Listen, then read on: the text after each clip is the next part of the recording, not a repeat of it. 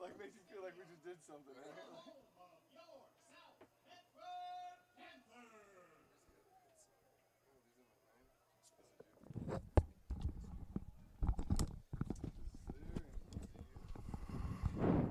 Check, check. Check, check. Check, check. Oh, yeah, this is the one you gotta We're on live right now, so just give me a test 1, 2. test 1, 2. Go loud. Hey, hey. There you go. Check, check. Okay. Could be a little louder. Turn this down.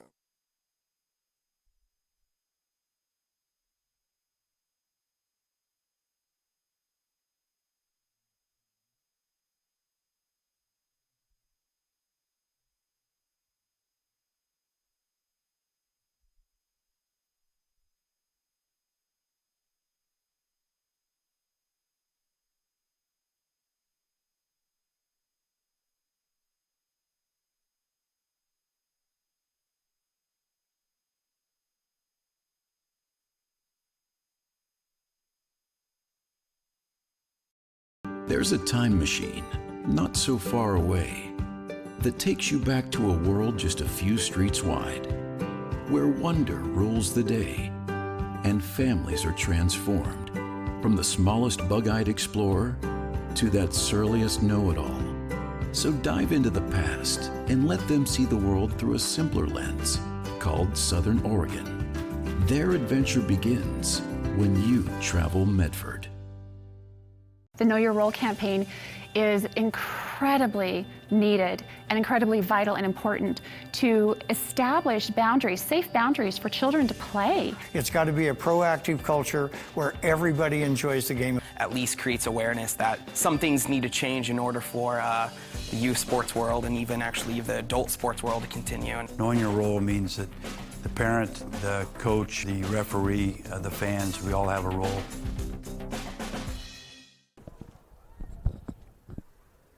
Hello and welcome, sports fans, to this live video streaming event of Table Rock Sports Productions.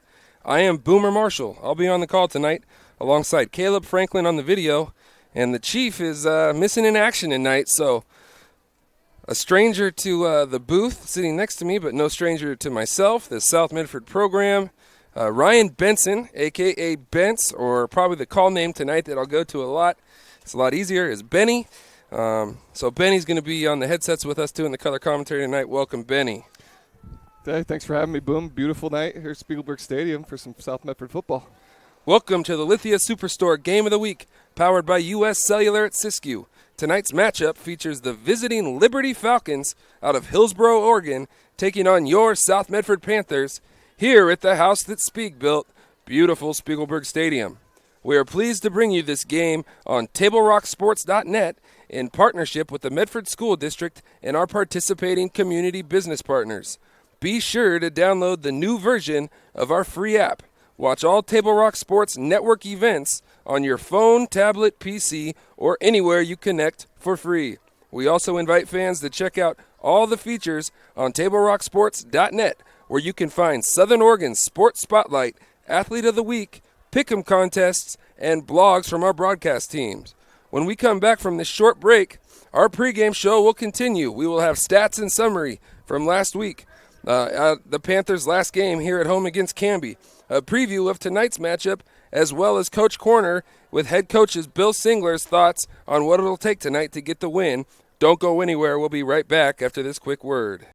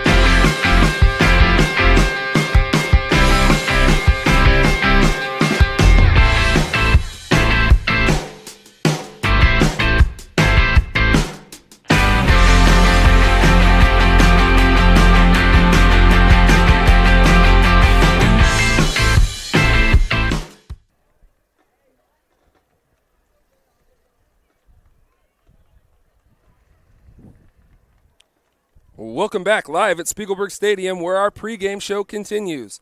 The Panthers are off to a good start, now 2-0, after they went on the road in their first game and got a 40-13 win over Centennial High in Week 1. Then came home last Friday night for their home opener versus a tough Canby team that ended up in a 16-13 Panthers triumph. Panthers jumped out to a 16-0 lead in the second quarter and looked poised to cruise to a big win.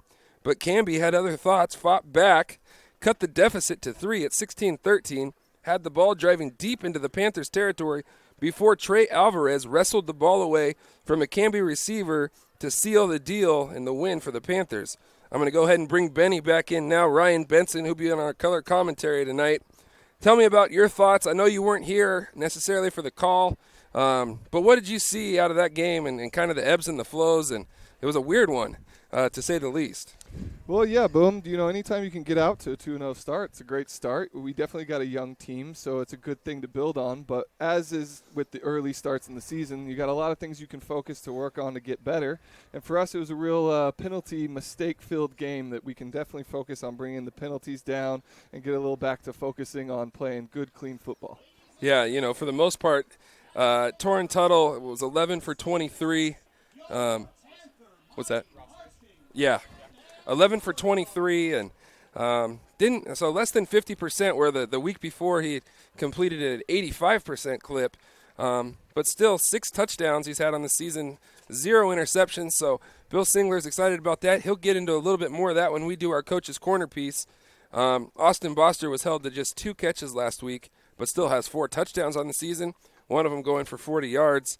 Isaac Dillon was getting most of the carries in the first 2 games, was kind of the bell cow, if you might, or if you will, sort of say, the kind of the feature back, as the Panthers were doing it, somewhat running back by committee, but it seemed like Dillon had separated himself. Panthers maybe get a shot in the arm tonight with Mason DeVries returning at running back.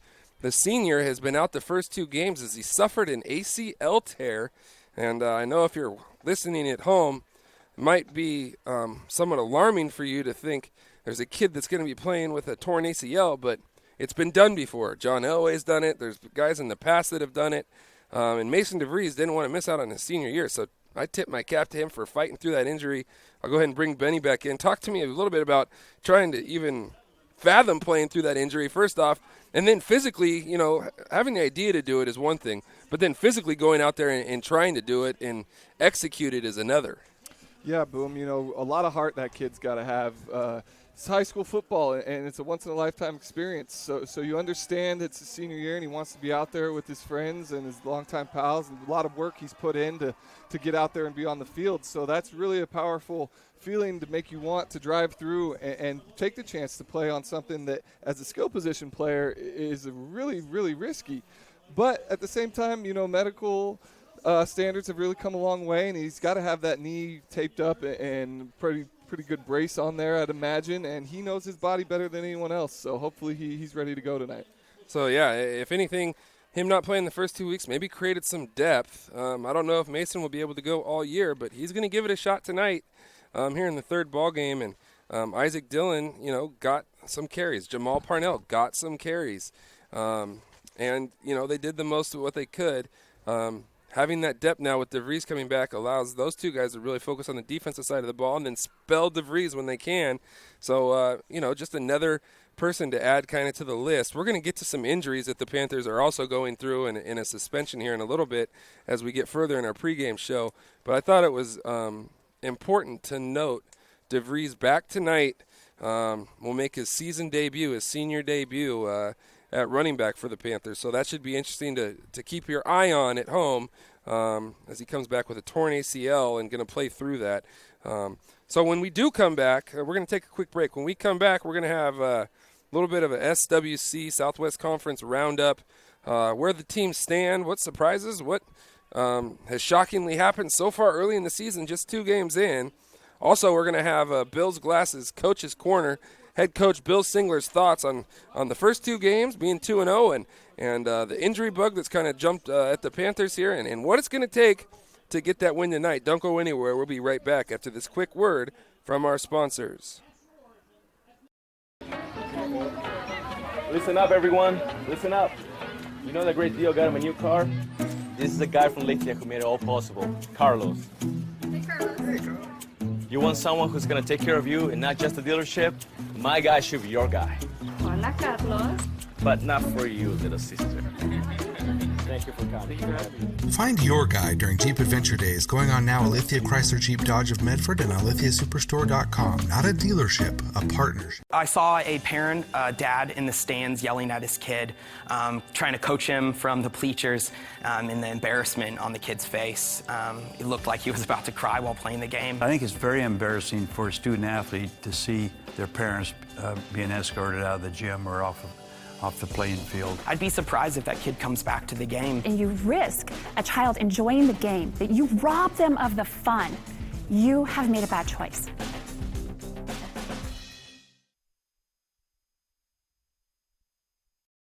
Let's go! At US Cellular, we heard you. You want a wireless plan that works for you. That's why we're giving you unlimited data for just $30 on a network ranked #1 in network quality performance. All that and no hidden fees. That's the best value in wireless. That work for you? US Cellular. Choose fair. For the best deals in wireless on a network that works in the middle of anywhere, visit Siskiyou Cellular, your local US Cellular agent. 7 locations, including Central Point off Plaza Boulevard. The Associates for Oral and Maxillofacial Surgery provide professional, personal, and compassionate care for their patients. Their offices in Medford, Grants Pass, and Klamath Falls practice the full scope of services, from corrective jaw surgery to wisdom teeth removal and much more. For more information or to schedule your complimentary dental implant consultation, call 541-779-3781. We think in our stores that we have the best selection and the best value for the dollar. My name's Haley, and I've been showing sheep for 5 years through 4-H and pigs for 2 years through 4-H. 2 years ago I got Grand Champion, and today I got Reserve Grand Champion. It's a really good program, and it teaches the kids self-responsibility. The program wouldn't be how it is today if we didn't have people like Sherb coming out and supporting us. If you shop with us, you will save money. Dear Dad, I was afraid to say this to your face, but I heard you yelling again from the stands during my game. You were shouting at the coach, the refs, even the other parents. It embarrasses me when you yell at everyone. It really stresses me out. I love sports, I love my team, I just want to play, but not if you always lose your temper. Love, Katie. Know your role. Learn more at southernoregonsports.com.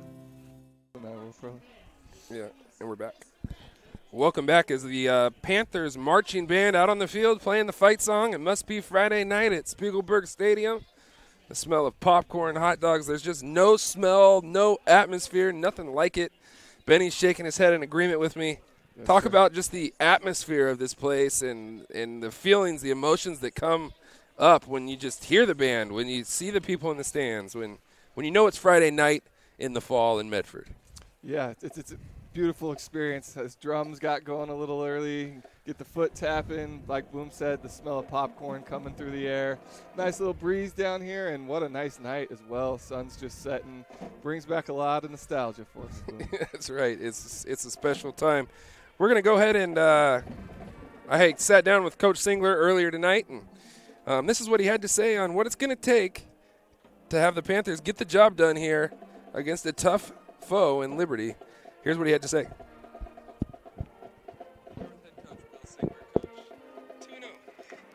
Had a big win on the road at Centennial and then able to get a win last week. Might not have been the most beautiful thing in the world, but better to learn from a win than learn from a loss. Well, it is. As they say, the ultimate goal is to win the game. All right? We play to win the game. I heard that from Herm Edwards today.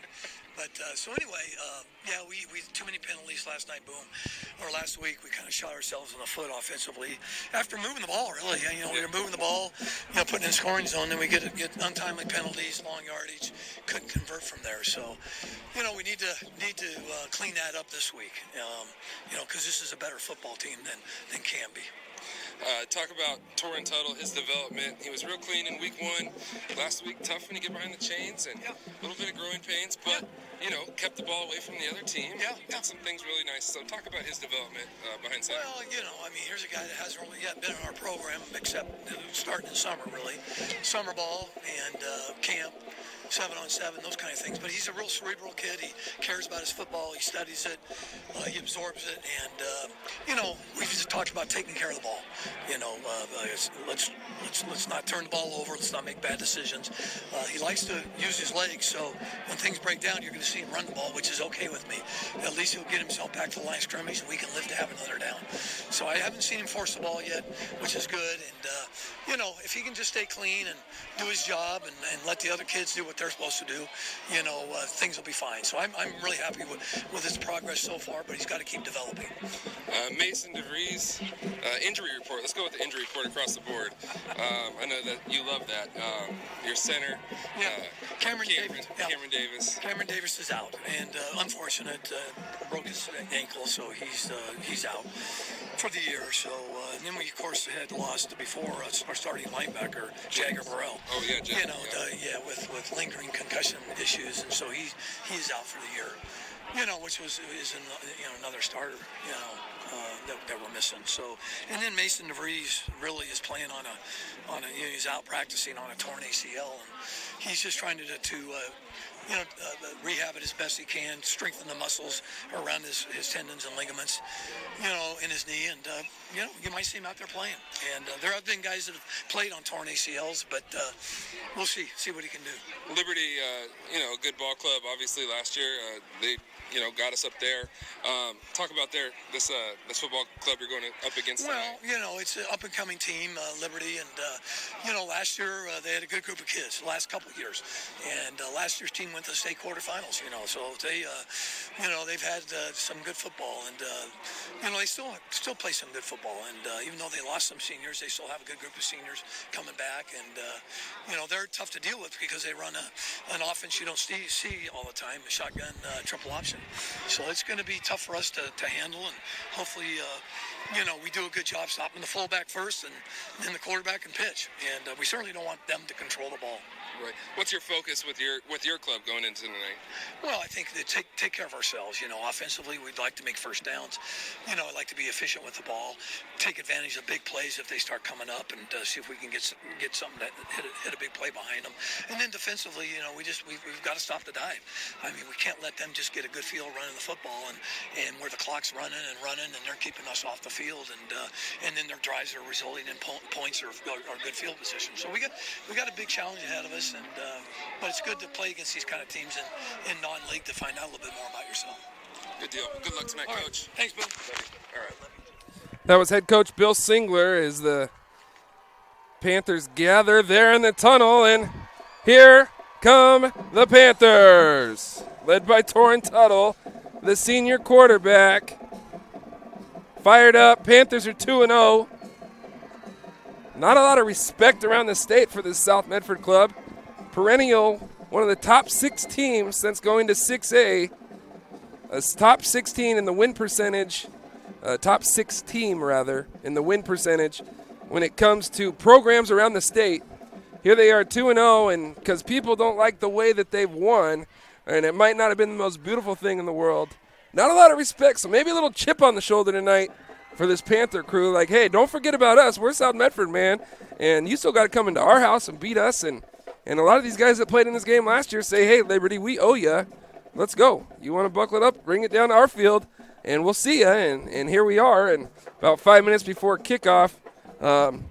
Last thoughts, Benny. What's it going to take for South Medford to get the job done tonight, come out of here with a win?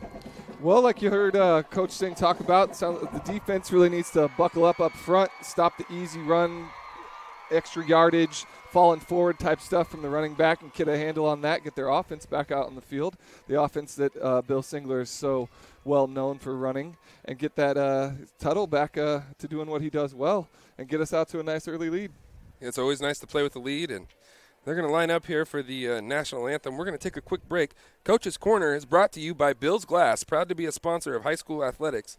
Bill's Glass has been the industry leader and clear choice in Southern Oregon for almost 50 years. Locally owned, family run, Bill's Glass in Ashland, Medford, and now Grants Pass. When we come back, a preview of tonight's matchup. Don't go anywhere. 6A high school football coming your way.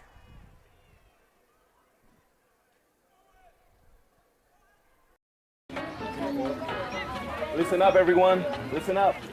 You know that great deal got him a new car? This is the guy from Lithia who made it all possible, Carlos. Hey, Carlos. Hey, Carlos. You want someone who's going to take care of you and not just the dealership? My guy should be your guy. Hola, Carlos. But not for you, little sister. Thank you for coming. Find your guy during Jeep Adventure Days going on now at Lithia Chrysler Jeep Dodge of Medford and on lithiasuperstore.com. Not a dealership, a partnership. This year, don't just replace your windows, renew them with beautiful and energy-efficient windows from Bill's Glass. Having new windows installed by Bill's Glass dramatically update and improves the look of your home and helps reduce energy bills year-round. Let Bill's Glass show you what you've been missing. Bill's Glass, the largest glass company in Southern Oregon for your home or auto, as well as the trusted industry leader for over 40 years. Bill's Glass in Ashland and Medford, and now Bill's Glass in Grants Pass.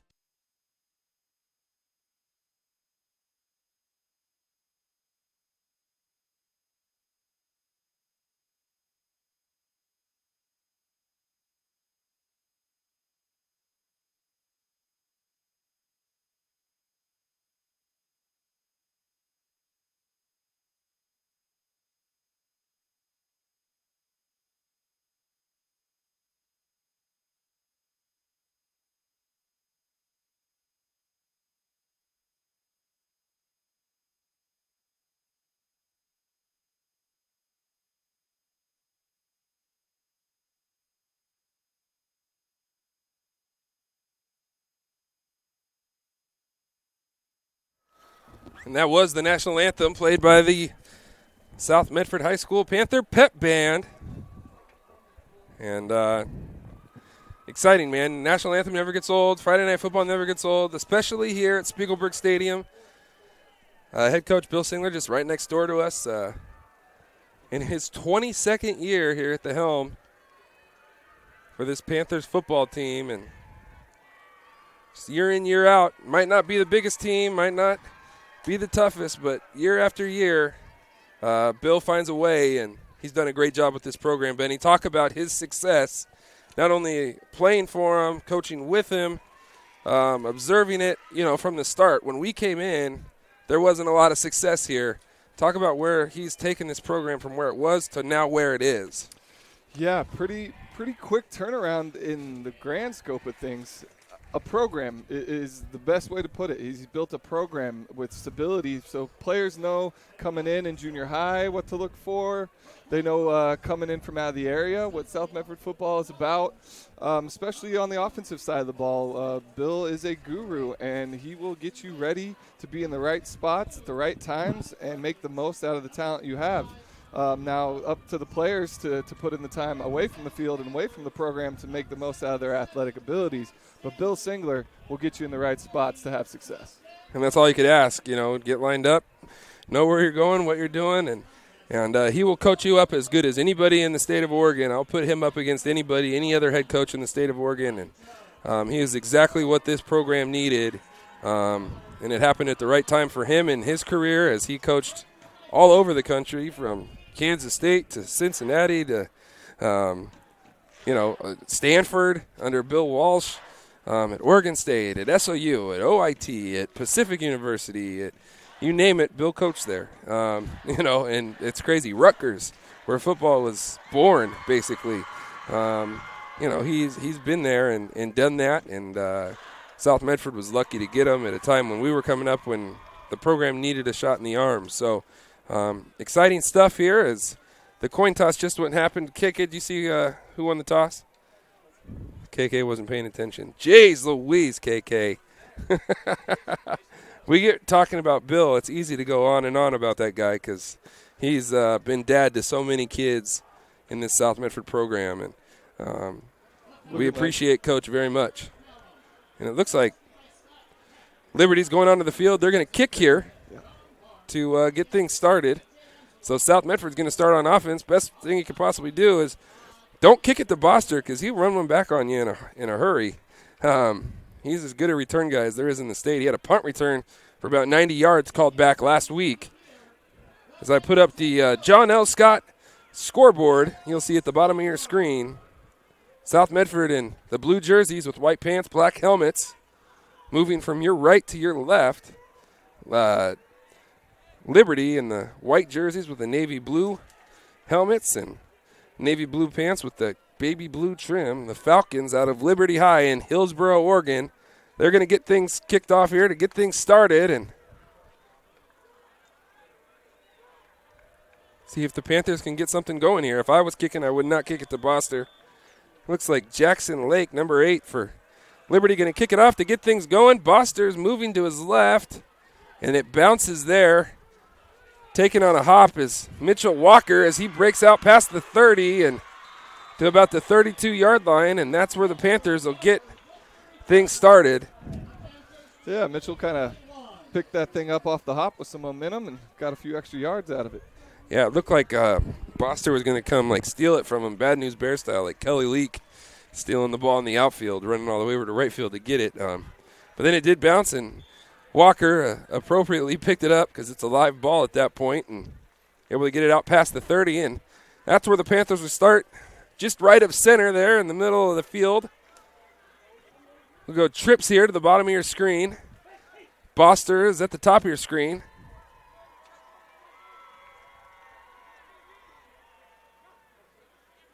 And there's an inside handoff to look like a face mask almost. Yep.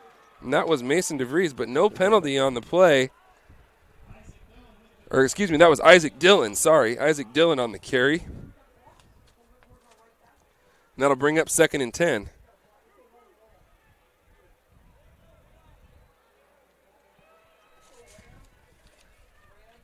.44. Carson Joe, the sophomore fullback, will check into the game. And so they'll go from a 4-wide set now to a tight end look with 2 backs. Torrin Tuttle will be under center. 2 receivers out here to the bottom of your screen. There's a little play action. Tuttle moving to his left. Had the fullback out in the flat, and that throw goes a little wide. Incomplete, intended for Carson Joe, the fullback. And South Medford now faces a 3rd and 10 here from their own 32. Good job by Liberty defense to get something, or to get a stop there and bring up a 3rd and long situation for the Panthers, Benz. Yeah, it looked like Tuttle had his guy out there, just a little out in front of him, and I think, Carson Joe might have got his head around a little late to pick up the ball. Yeah, not maybe the cleanest release getting out into the flat there. Trying to miss contact, maybe got a little bit of contact, and ultimately not a great separation. So 3rd and 10 here, trips to the bottom of your screen. Boster to the top. Here comes a little screen pass that gets batted back, and that will fall incomplete as they were trying to get Alvarez on a screen pass to the bottom of the screen. So 3 and out here for the Panthers. Liberty's defense showed up ready to play, Benny. Yeah, it looks like, the DN there, or outside backer, kind of pulled up at the right time, got his hands up, got the ball, got a piece of the ball, knocked it down, just got in the line of that screen pass, headed out to the receiver there on the left. So coming in to punt for the Panthers is Zach Miller. Panthers line up in a punt formation.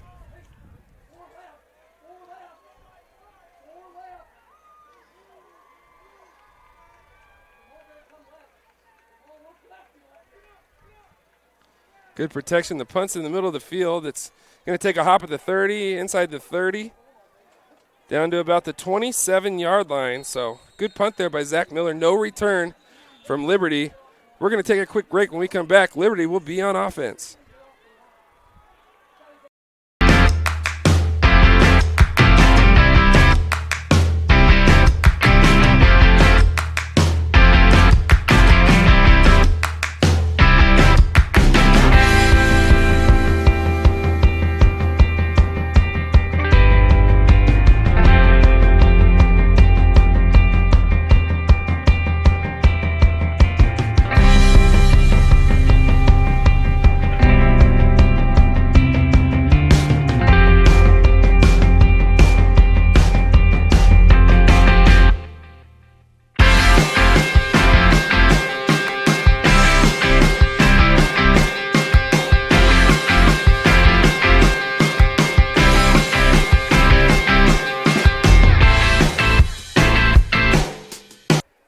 So welcome back.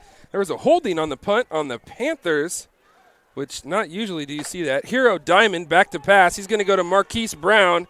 Marquise Brown has room, and there's a pickup of about 17 on first down. So Hero Diamond, the sophomore quarterback, got you thinking we're going to come out and run. First play, a little hitch out here to Marquise Brown, the 6'3", 190-pound receiver, and he has some yards after the catch, and a nice pickup on first down. Yeah, he's got some good size, Boom.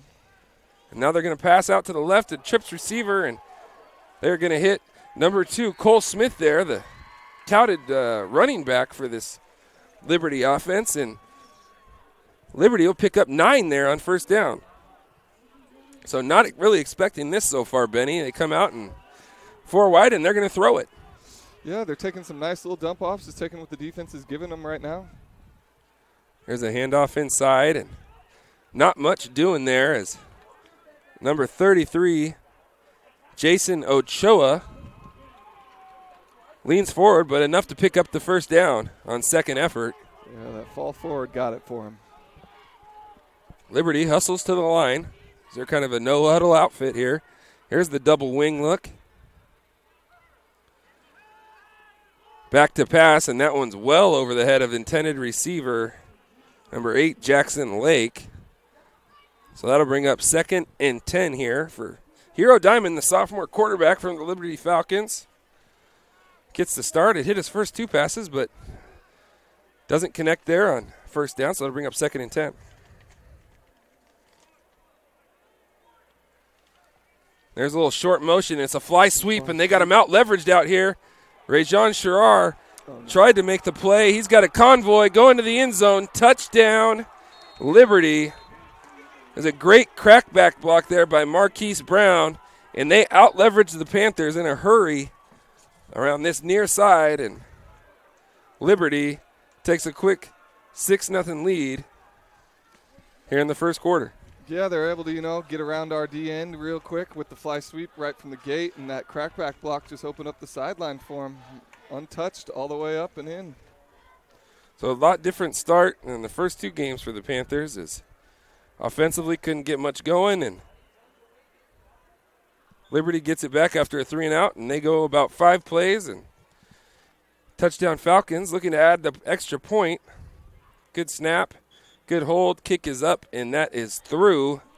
So the Liberty Falcons take a 7-0 lead here early in the first quarter. Wow, and that was just kind of like bang, bang, bang. Kind of imposed their will there on that drive, and it wasn't much that the Panthers could do. It really did. You got to wonder if Liberty even got farther than their opening scripted plays on that one. Right. Might have had that mapped out to a T. So good job there by Liberty. Obviously knew what they were doing defensively, came out, got the 3-and-out, came back, mixed it up nicely, came out throwing the ball, which the Panthers weren't really ready for, I wouldn't say. They were more thinking they were a run-first team. So it kind of, loosened that defense up a little bit, and then got back to the run game there with the fly sweep here around the near side, and boom, you blink, and only about not even 3 minutes gone here in the first quarter, 2.5 minutes gone, and Liberty already has a 7-0 lead. Well, early chance for South to respond here and start the battle. Yep. A lot of football left to be played, still kind of trying to maybe fill their way out. And I know Liberty was in a game where it was tied up, or they were either down 3 or up 3 against Beaverton last week. Liberty had 4 fourth-quarter turnovers that resulted in touchdowns per Beaverton. All 4 turnovers resulted in touchdowns. So they probably have a sour taste coming, in their mouth coming into this game. Probably looking forward to getting back on the field and getting that taste gone as they pooch this kick to the near side, and Liberty's going to almost recover it. The ball goes out, but South Medford is going to catch a break. It's a great placed pooch kick there by number 8, Jackson Lake. And Lake and Liberty had the ball in their hands. South Medford comes away with the ball. Extremely lucky to have that. It looked like Liberty is going to come away with that, Benny. Yeah, I'm not sure if the Liberty player dropped it or wasn't sure if he could recover it first. Almost looked like he slapped it down. South got lucky to catch the white of the out-of-bounds line there. And here's a timeout, Liberty. South Medford lined up. 2 receivers to the top, 2 to the bottom, twins, or a 2-by-2 formation with 1 running back. And Liberty coach didn't like the look and burned a timeout. But, man, that could have gotten really ugly really fast. After, 3 and out, scoring 4 plays, and then they should have, by all accounts, had the ball back right there, Benny. And, had it dead to rights there on the sideline. It was a beautiful pooch kick, but Panthers really didn't have a sense of urgency to go recover it. It looked like that's a live ball. You got to get on that thing. Definitely looked like there was some confusion on both sides there about how to play that short pooch kick. It took a nice bounce back into play. Right. So maybe this is the first time the Panthers this season have trailed in the first 2 games. So, we talked a little bit about it last week in the fourth quarter. There was some game pressure finally in the fourth quarter. And we responded with a nice drive. We didn't get any points out of it, but going to have to respond here. And the Panthers will stay in that same formation, a 2-by-2 formation. Tuttle in the shotgun. Isaac Dillon to his right. Mitchell Walker in motion. Now South Medford will run a fly. Walker cuts underneath the block, trying to outflank the next guy, and that's going to go for a no gain there on the fly sweep. Covered a lot of ground for no gain. Yeah. Looked like Carson Cotto went to block the corner, which was already being blocked, and left that outside linebacker kind of unblocked. Not sure the way that linebacker lined up inside if Cotto realized, especially the way he came upfield, that was his guy to block. So here's another 2-by-2 set. Isaac Dillon still in the backfield. Still haven't seen Mason DeVries. There's a play action. Good protection up front. Tuttle kind of breaks down. He runs out to his left. He's got some room. He's got enough for the first down. Alvarez with a nice block. Tuttle steps out of bounds after picking up about 22. And there's a late flag coming in from the back judge.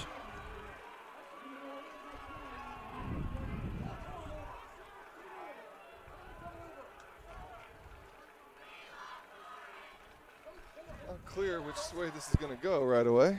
Yeah, and sounds like they're going to walk it off against Liberty, it looks like.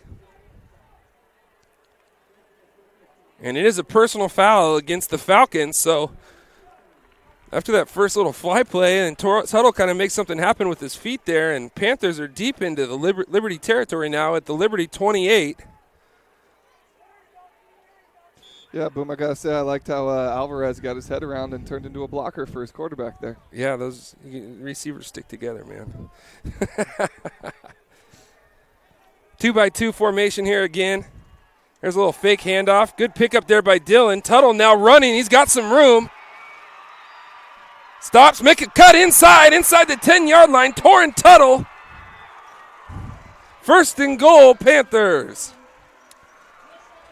Nice little juke there at the end from Tuttle to pick up an extra few yards. Me as an old quarterback coach, I wouldn't mind if he stepped out of bounds there. Like, preserve that body, man. Protect the merchandise. Tuttle's got a little bit of a chip on his shoulder. Likes to get into the action. A little wiggle to him, too. Here we go. First and goal from the 9. Panthers kind of walked through the first couple of minutes. Now they got a little energy going here. They'll go with Coda at the top of your screen as a tight end. Carson Joe checks in at fullback. There's a little inside handoff. Isaac Dillon stops and starts. He'll push forward to about the 7.5, maybe the 8-yard line. So a pickup of about 1. That'll bring up a second and goal situation here. Keep that defense honest. Keep the middle always open, always an option to go right up the middle and play smash mouth football. Yeah, 2 receivers out here to the bottom of your screen, Boster and Alvarez.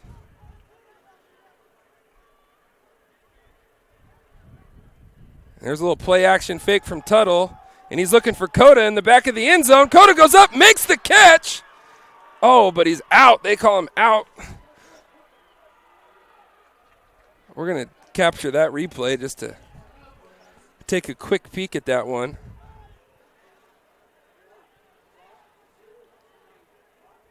Good job by Tuttle there to put it up where only his receiver can make a play on it. That thing was either going to sail out of bounds or somebody was going to make a great catch.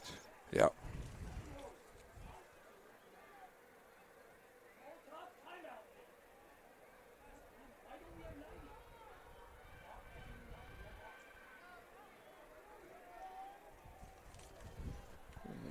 Panthers got out of the huddle late. Let's see.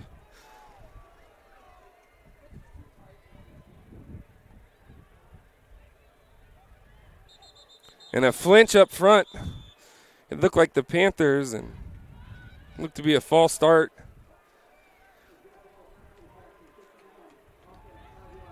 That's tough bringing that fly motion. Gets those linemen a little unsettled sometimes. Yeah, you see that shadow or that motion man going behind you and can cause you to flinch.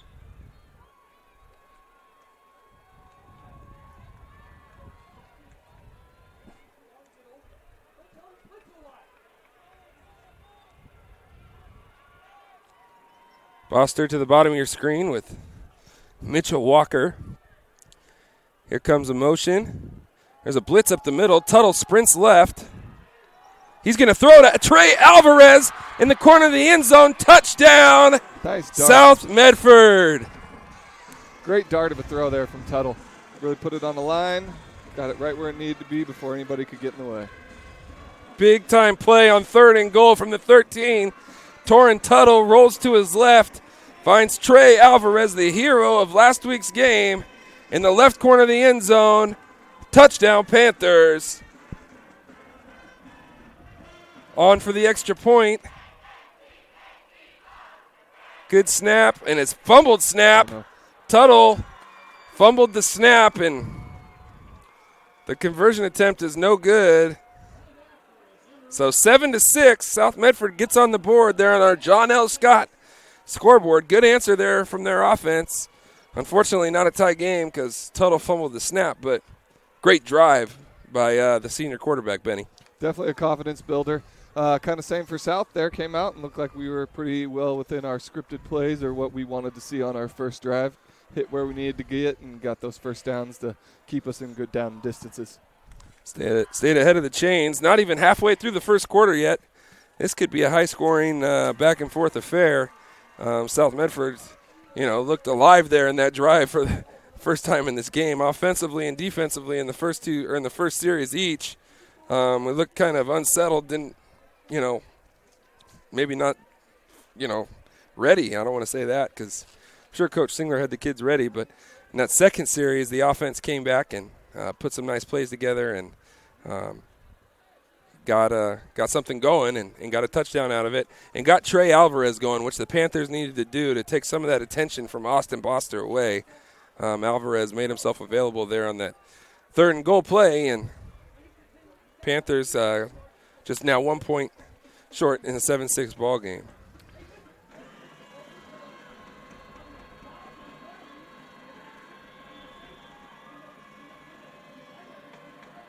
Panthers kick off and right at Brown, who fumbles. Ball's on the ground. And he's got a lane. He tries to go high. Brown spins out of it. It didn't look like a face mask. Brown kind of gets up and pushes Alvarez back. Yeah, it looked like, an up-high tackle, but nothing on the helmet or the face mask from the way we saw it.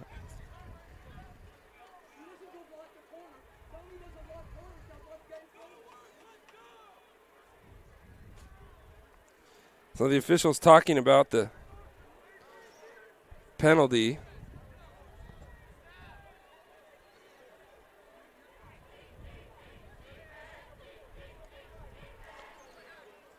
So and this penalty is really going to hurt the Panthers as it's a 15-yard face mask on the defense. It didn't look like he got the face mask, Benny, but yeah, it didn't look that way to me either. It looked like he got him up around the shoulder pads, but it did turn Brown in a way that was right, usually conducive for face mask. Here's the double wing, little option look, and there's that fullback that Coach Singler talked about in Coach's corner, Jason Ochoa.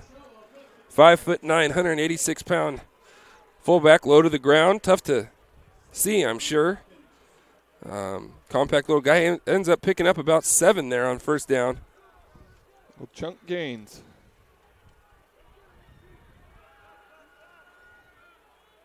There's a motion. Play action. Parnell loses contain. Diamond steps out of bounds for a loss of about 2 or 3. Parnell had him dead to rights, and Hero Diamond made him miss there in the backfield and ended up losing about a yard. So that'll bring up a key 3rd down and 4 here. You think it'd probably 4-down territory for Liberty, and I'm sure probably still a running down here. There's the short motion, and there's the fly sweep, and they got the edge again. And Liberty's down inside the 5-yard line, and that's Cole Smith. They're cracking on the outside receiver. That's the second time they've cracked that outside linebacker and kind of paved the way on the outside. Yeah, and I'm also seeing some of those offensive linemen on that left side get up into our linebackers pretty early and seal any pursuit defenders off as well. Yeah. So here's a double wing in motion. Handoff inside. Ochoa leaning forward is in there for the touchdown. Liberty takes a 13-6 lead here early. Only about halfway through the first quarter. 5:53 left in the first quarter, and Liberty on the board with another touchdown. Well, the South D is definitely going to have to adjust to that fly sweep. Yeah, 2 times in a row. One for a touchdown, one for another 35-yard plus gain. And that play has hurt them bad, really badly so far. But it's tough because they're thinking inside with that fullback. And now they line up in the swinging gate, and they're going to fake it and go for the 2-point conversion. South Medford up to the task, though, and gets the stop. Good play there by the South Medford defense. Ready for that, and Liberty was going to try to get up 2 possessions with that 2-point conversion. Looks like we have an illegal formation penalty on Liberty. South Medford, though, lined up properly, got lined up against that swinging gate. They snapped it out wide, and the Panthers up to the task, able to stop Liberty there from getting the 2 points, which have made it a 15-6 game, which would have then been 2-possession ball game. So now only a 7-point difference, and Panthers now just a touchdown and an extra point away. So might be like this all day, Benny. It looks like we're going to go up and down the field like an offensive showdown maybe. Sure does, and going for 2 that early in the game and sets this tone that this might just be a shootout. Yeah, it really does. Lots of timeouts like this where I can read something like this. Fans, before or after the game, stop in at Arby's at 41 East Stewart Avenue in Medford, where they have the meats, and they mean it. For sandwiches, of course. Arby's at Stewart and Riverside before or after the game. And I'm telling you, I think I got to go get some of those cheese fries with the bacon on them. That sounds good. They're the Hawaiian rolls with the Hawaiian yum-num. And they have the best mozzarella sticks ever there. They're so good. I love their mozzarella sticks and their curly fries. Just give me that classic Arby's melt. Yeah, and I want horsey sauce on everything. Like, when I get up in the morning, I want horsey sauce on my cereal. Like, I'm that kind of weirdo. Like, not Arby's sauce. Arby's sauce is good, too, but horsey sauce, bro, by the buckets. And they're going to pooch it again, but Liberty offside this time. So looks like we got our up backs coached up on catch go the ahead ball. And catching that short pooch. We're okay with it. That would make sense. That you're out there. Sometimes you understand those guys, though. They get a hard time. We tell them, get away, get away. Yeah. And they're like counting, for the return game. They're like, where's L3, from the left? 1, 2, 3. I got L3. I got to take my drop. I got to take my drop. I got to find L3. The first one they kicked off deep, so this is going to move Liberty back 5 more yards. Liberty might think of going towards Chucky Campbell over there, 64, at the 40-yard line. He doesn't look like the most athletic or fleet of foot, but that guy plays third base for the baseball team.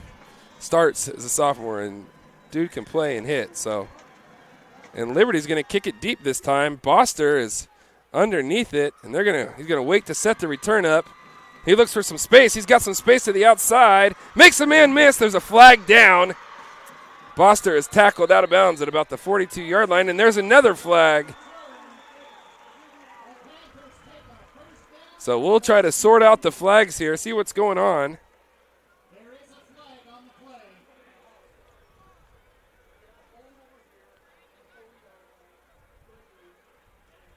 Yeah, it looked like it would be a penalty against the Panthers, whether it's on the return and then maybe a late hit or a horse collar out of bounds. So it might be offsetting, might replay it, which would be great to make Liberty run down the field again for a third time on the kickoff team. Like, at some point you're like, forget this, man. This is terrible. It's definitely one of the more tiring, nerve-wracking things in a football game. Right. Being responsible for your one lane, sprinting down full speed, and hoping you don't make the wrong read. Right.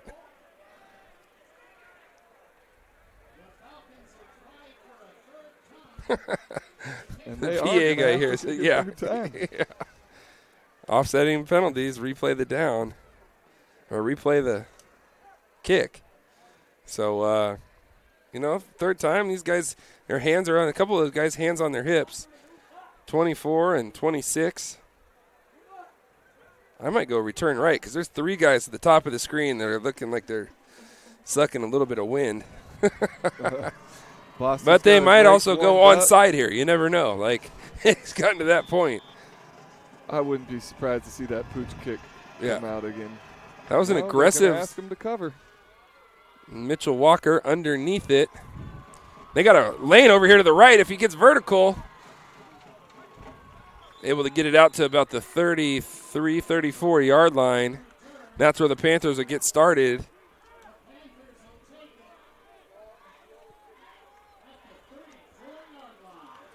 So Torrin Tuttle comes back out. Did a lot of work in that second drive with his legs, and then ultimately capped it off with a 13-yard touchdown pass to Trey Alvarez. South Medford, tight end to the top of your screen, and Carson Coda. Boster here at the bottom of your screen. Tuttle back to pass. Flush to his right. He'll throw to Alvarez, who makes a nice catch, getting his hands underneath the football there, and they're able to pick up 6 yards. Yeah, great job by Tuttle there to see the pressure coming and escape out to the right. Put it on the target. And he's tough to tackle. I mean, that guy's coming unblocked there from the top of your screen, the outside linebacker. So they dial up the perfect pressure. Tuttle's quick enough to make him miss. Flush to his right, and then Alvarez is smart enough to break off his route short. Tuttle keeps his eyes downfield, makes a nice throw, and they get a good pickup of 6 yards there on first down. So that'll bring up 2nd and 4. There's a little quick pitch to the outside. Dillon gets vertical, breaks a tackle out to the 45, and the Panthers have a first down.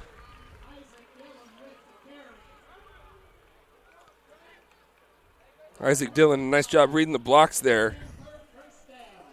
Jamal Parnell is now going to check in at running back for the Panthers. We still haven't seen DeVries. I thought we might tonight, but no Mason yet. Can't see him running on the sideline. Tough to see the numbers up here too of those Panther jerseys with the black numbers on the blue jersey. Tuttle back to pass, play action, goes down the middle of the field, and that was intended for Mitchell Walker. That falls incomplete. It looked like a 4 vertical route. Yeah, he had Walker up the seam there. Wasn't a big window, but he was open. Yeah. So that'll bring up 2nd and 10 here. Panthers break the huddle. 3 receivers to the top of the screen. Jamal Parnell to the right of the senior quarterback, Tuttle. Boster here to the bottom of your screen. Now Walker comes over here, makes it 2-by-2. 2 receivers each side of the field. Snap comes to Tuttle. Screen pass out here to Boster. He's got some room. Makes a man miss. Makes another miss. Cuts it inside. Then picks up about 9. That'll bring up a 3rd down and 1 at the Liberty 46-yard line. Good job there by the offensive line getting out in front of Austin. Yeah, and great job by Austin there to make a nice couple cuts, but still stay vertical throughout most of that run after the catch and pick up as much yards as he can. Critical 3rd down and 1 here, probably 2-down territory if you're the Panthers. Jamal Parnell in at running back.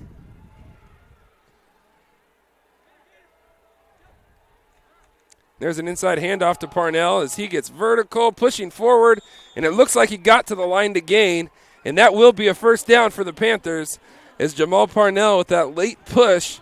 Doesn't have a lot of weight, behind him, but able to lean forward and pick up that 1st down. Yeah, play on set 3rd up and real 1. Nice. Blocking lined up well, and he slid in there. Took a little contact at the end and held on. Give us that 1st down. Move the chains, name of the game. Panthers with a little rhythm now offensively. Tuttle in the shotgun here.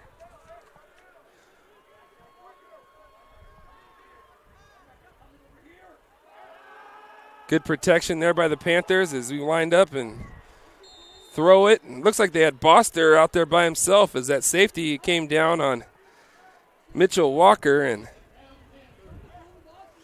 ball kind of landed in between 2 receivers there. Tough to tell who that pass was intended for. Yeah. Panthers took a shot there again on 1st down. Now 2nd and 10. Last time went to the screen pass here and got some good traction on it. See what Coach Singler dials up here. 2nd and 10, just right of center. Good.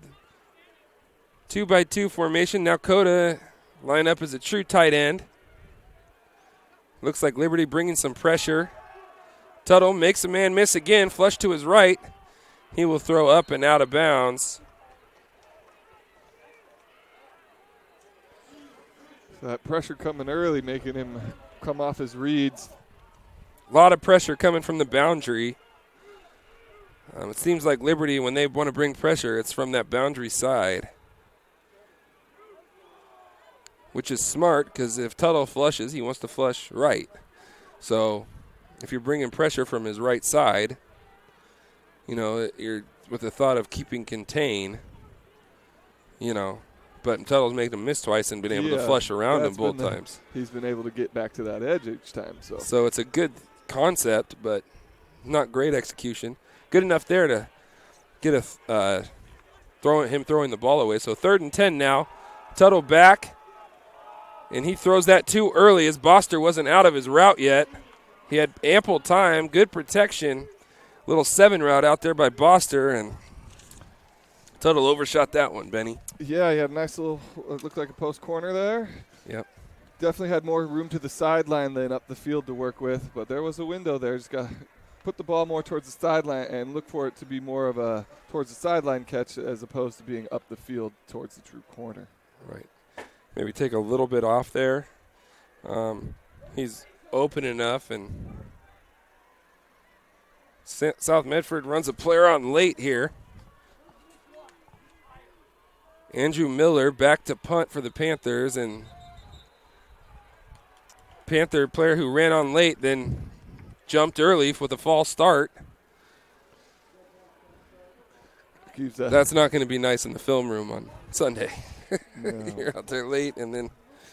Yeah, definitely looked like he was a little nervous to get up and lined up in time. Couldn't quite get balanced and hold still right before the snap. Liberty looks to be bringing some pressure. Snaps low. Good job by Miller to catch that. That bounces at the 25.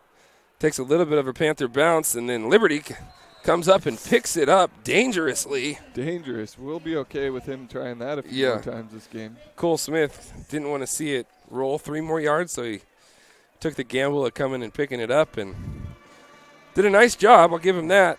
Not fumbling it, but that ball's really easy to just kind of kick it with your foot or bounce off your arm. And so the Panthers only net about 24 yards on that punt. But it was a low snap, so Liberty will take back over on offense. Both times they've had the ball has resulted in touchdowns for this Falcons offense as they've been able to outflank and get leverage on the outside. A little inside handoff. And a good tackle there by Panther linebacker number 44, Carson Joe, the sophomore linebacker fullback. Makes a nice play there on the little counter play, but Liberty still picks up 5 as they'll hurry up to the line of scrimmage and look to run another play. Short motion, and there's the little counter reverse. Cole Smith makes a man miss. He's in the open field at the 40, the 30, the 25. Rajon Scherer ends up making the tackle, but he's going to get maybe a horse collar tackle, but at that point, save a touchdown, right? Yeah, that was a good job of him putting his head down and catching on to whatever he could to stop that from being a touchdown. That looked like the old hog counter that Bill used to run on offense. Little wing back counter play, full flow going one way, a little misdirection coming back. And good execution there by the Liberty Falcons. Cole Smith, the 6', 200-pound running back. Nice job there of reading his blocks and then turning on the acceleration and almost getting all the way into the end zone. It'll put Liberty inside the 10-yard line, 1st and goal at about the Panthers' 5-yard line. Yeah, he appears to have some speed we're going to need to pay attention to. 1st and goal at the 5. Hero Diamond behind center. Here's a little jet sweep out to the right, and that will be a touchdown, Liberty. And that looked like, is that Cole Smith? No. Jackson Lake. The opposite wingback, Jackson Lake, still down. Now up to his feet. He is the kicker, or was the kicker, at least on kickoff. So touchdown Liberty. And that will give them a 19-6 lead here. Still in the first quarter. 1 minute and 40 seconds left here in the first quarter. Now a new kicker in for the extra point. That's number 47, Anthony Alatorre. And there's a high snap and rolling out to his right. And he looked to be short there, and he is short. On that near side, it looked like his knee went down as he was lunging for the end zone. So Liberty now takes a 19-6 lead. We're going to take a quick break. When we come back. South Medford to go on offense. Let's go! At US Cellular, we heard you. You want a wireless plan that works for you. That's why we're giving you unlimited data for just $30 on a network ranked #1 in network quality performance. All that and no hidden fees. That's the best value in wireless. That work for you? US Cellular. Choose fair. For the best deals in wireless on a network that works in the middle of anywhere, visit Siskiyou Cellular, your local US Cellular agent. 7 locations, including Central Point off Plaza Boulevard. The Associates for Oral and Maxillofacial Surgery provide professional, personal, and compassionate care for their patients. Their offices in Medford, Grants Pass, and Klamath Falls practice the full scope of services, from corrective jaw surgery to wisdom teeth removal and much more. For more information or to schedule your complimentary dental implant consultation, call 541-779-3781. We think in our stores that we have. Welcome back. Fans, thank you for watching live high school sports coverage on TableRockSports.net. It is made possible by our outstanding sponsors, including our title sponsor, Lithia Superstore on Crater Lake Highway, and General Manager Jason Lawrence. There's the kickoff, and Carson Joe, or Charlie Campbell, goes back. He backs up to make the catch, and he will get out to about the Panthers' 34-yard line. Well, Boom, I wonder if they heard you up here. They tried out Campbell. Swack Diesel. This is his nickname. He hit a home run against North Medford in baseball that won the game, varsity baseball game. Sophomore third baseman. Chucky Campbell. He's been around the program forever, so. Definitely better with those hands than people probably give him credit for. Yeah, you see a big guy like that. But no, soft hands. Soft paws, that big boy. South Medford comes out, Tuttle in the gun, drops back to pass, looks for a lane. He's got some room. He explodes throughout past the 45, and Torrin Tuttle picks up about 12 yards there on first down. Play broke down. Nice job of using his feet to get the first down, Benny. Yeah, just pulled it down. He's got good instincts for when to get out of that pocket, and pretty easy right up the middle. Took what they gave him. Jamal Parnell back in the backfield. Back there with Torrin Tuttle. Austin Boster to the top of your screen. Alvarez and Mitchell Walker down here to the bottom of your screen. Coda at tight end.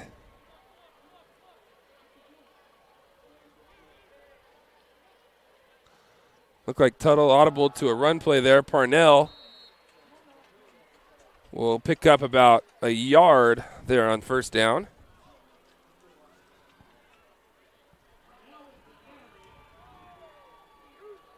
So it'll bring up 2nd down and 9 as Parnell lowered his shoulder and not able to get much there.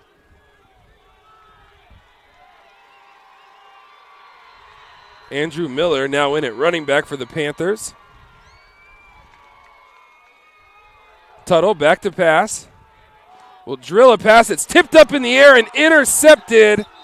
Mitchell Walker dropped the pass. The ball is tipped up in the air off the deflection from Walker.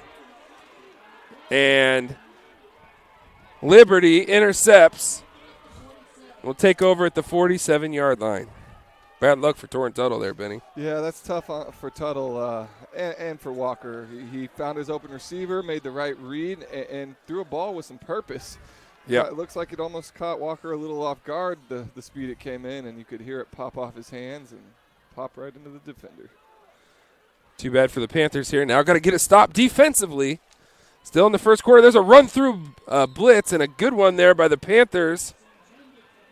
Is that 66? Nick Varner had a couple run-throughs last week. Does a nice job of he runs through, gets clean, breakdown and protection, and Hero Diamond's pass comes up short to Marquise Brown. Diamond back in the pistol.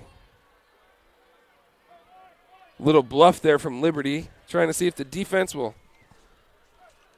give up what they're doing. There's a little fly sweep and a crackback block, and able to get the edge again is Cole Smith. He's to the 30. Flag is down, and there's the horn for the last play of the quarter.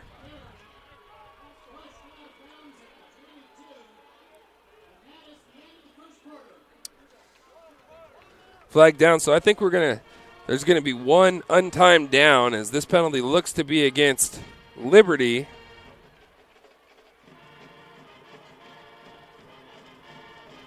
A fly sweep is giving our defenses all sorts of problems.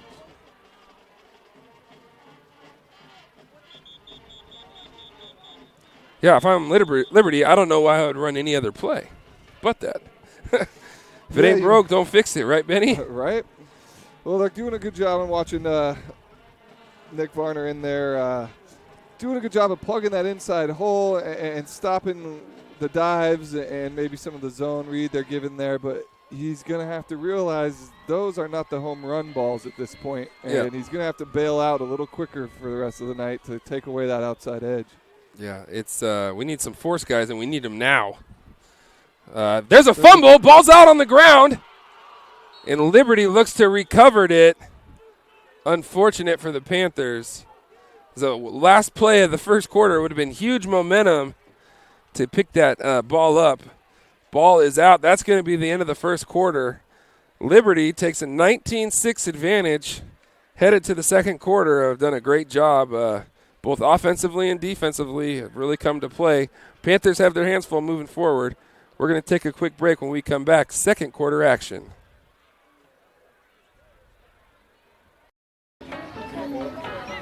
Listen up, everyone. Listen up. You know that great deal got him a new car? This is the guy from Lithia who made it all possible, Carlos. Hey, Carlos. You want someone who's going to take care of you and not just the dealership? My guy should be your guy. Hola, Carlos. But not for you, little sister. Thank you for coming. Find your guy during Jeep Adventure Days going on now at Lithia Chrysler Jeep Dodge of Medford and on lithiasuperstore.com. Not a dealership, a partnership. I saw a parent, dad in the stands yelling at his kid, trying to coach him from the bleachers, and the embarrassment on the kid's face. It looked like he was about to cry while playing the game. I think it's very embarrassing for a student athlete to see their parents being escorted out of the gym or off the playing field. I'd be surprised if that kid comes back to the game. And you risk a child enjoying the game, that you rob them of the fun. you have made a bad choice. Hello and welcome back. Liberty takes over the second quarter, 1st and 10, and Ochoa picks up about 5 there on first down. Looking at scores around the Southern Oregon, North Medford up 14-0 at Bend. Bend, though, driving, and there's 6 minutes left in the second quarter. Grants pass in the second quarter up 29-13 as Liberty snaps the ball, and that pass is out in front by Hero Diamond, so that'll bring up 3rd and 5. Grants pass is up 29-13 over Mountain View. Let's check out Thurston and Crater. Thurston leads Crater there with 6 minutes left in the second quarter. 7-0 is a battle number 1 and number 2 in the state at the 5A ranks. Should be a good one. So here's a little fly sweep motion, and they got the edge again. That'll be enough for the first down. We got some upfield pressure that time early enough to cause him to take an inside cut, so he couldn't get all the way up that sideline, which has really been what's causing those home run balls. Right.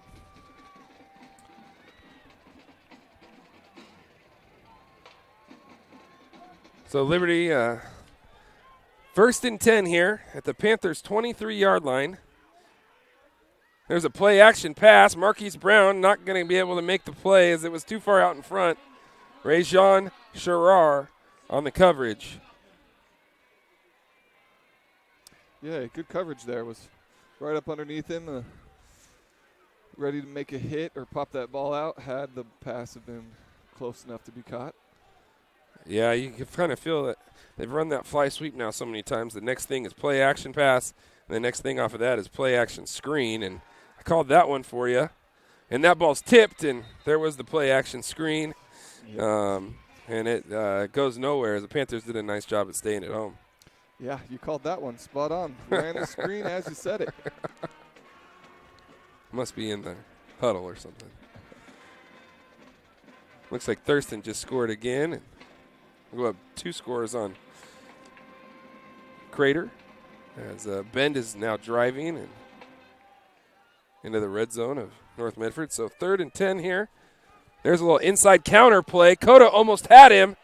Breaks a tackle on 3rd and 10. Still on his feet inside the 10-yard line. And it'll be 1st and goal now for Liberty as the Panthers had him dead to rights in the backfield.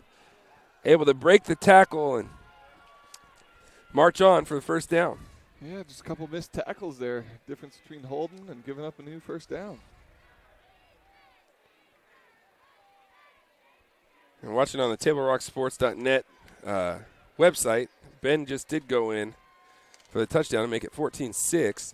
Liberty now pounding down towards the goal line, down to the 2-yard line. And Liberty will have it there now. 2nd and goal at the 2. They're starting to wear down this Panthers group up front a little bit, Benny. Yeah, got them worried, going side to side a lot, and then have gashed us up the middle. Well, inside handoff. Panthers missed the tackle. Touchdown, Liberty. And now they take a 25-6 lead here early in the second quarter. Defense is definitely going to have to make some adjustments. Liberty's kind of been able to move the ball at will.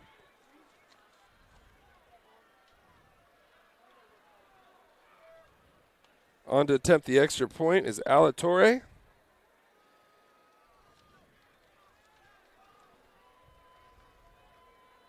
Snap is a little high. It's down. Kick is up, and it is good. And Liberty now takes a 26-6 lead. Folks, it's time for former high school athletes to get back into the game. Please consider becoming an OSAA official. There is a serious shortage statewide in all sports at all levels. Remember the people that called your games in high school? Now it's your turn. Visit www.newofficials.org to learn how you can get back in the game. Fans, stop into any of the 7 Siskiyou Cellular locations in Southern Oregon for a wide range of your wireless needs. For over 25 years, Siskiyou Cellular has been keeping customers connected to people and things that matter most. Check out the latest individual, family, and business plans with all the latest smartphones, tablets, hotspots, and accessories. Siskiyou Cellular, presenting sponsor of Table Rock Sports. Panthers now down 26-6 here early in the second quarter as they try to get back into things.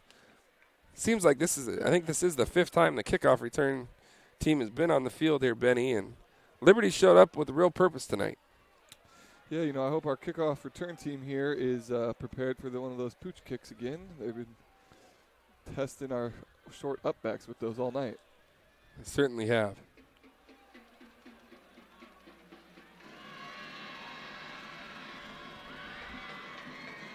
And Jackson Lake to kick things off here for Liberty. There comes the pooch. That will go out of bounds. Smart play by Charlie Campbell to let it go out. Like that time the pooch came with a little more line drive to it, sailed right out of bounds.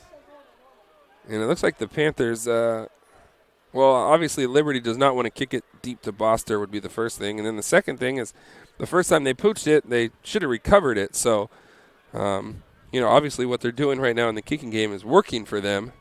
If Boster doesn't touch it, he can't return it for a touchdown. And looks like they're more than happy giving it to the Panthers at the 35-yard line. Yeah, we're going to have to, take advantage of that one of these times and make them think twice. Yeah.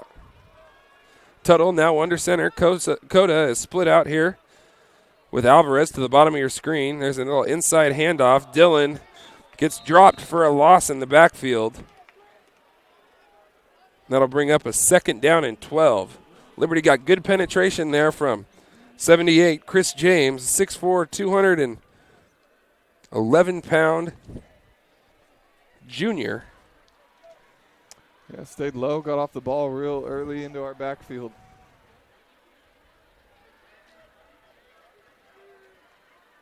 We'll stay in the two-back set. Carson Joe at fullback, Isaac Dillon at tailback. Boster at the bottom of your screen, Alvarez in the slot, Coda at tight end at the top of your screen. Here's a little play action. He's going to let it go deep to Boster. Boster goes back and able to make the catch. Great play there by Austin Boster as he came back to the ball, able to make the catch through what it looked like is a pass interference penalty from this Liberty defense. So, yeah, great toughness there from Boster. Number 11 on the Liberty cornerback climbed up his back real early there. Appears to be what that flag's going to be for. I think we were going to be happy to get the PI call, and Boster hung in there and made the tough catch anyway. Austin Boster, just 5'9", 150 pounds. Boxed him out there, played much bigger than that size and stature would say. Went up, high-pointed the ball, did a nice job. Tuttle had some pressure on him back there, did a nice job of just being able to get rid of it. And South Medford could really use a score here, cut this deficit to 2 scorers. So Tuttle back in the shotgun. Dillon and Carson Joe back at running back. He has Alvarez down the field, and he's going to overshoot his receiver. It looked like he might have thrown it a little bit too much on a line there. Alvarez could have ran through that one, put a little touch on that thing, Benny, and we got 6. Yeah, it looked like Alvarez would probably like that out in front of him a little better, but even that, if it had been thrown with just a little less speed, he might have been able to adjust to it. Got kind of over the top of his head and over that shoulder, and it was coming in hot. Couldn't get his hands around in time. Yeah, had him wide open. Good call there by Coach Singh. Isaac Dillon will come out of the game, and Jamal Parnell will come in. A 2-back set here. Coda splits out with Alvarez to the top of your screen. Boster here to the bottom.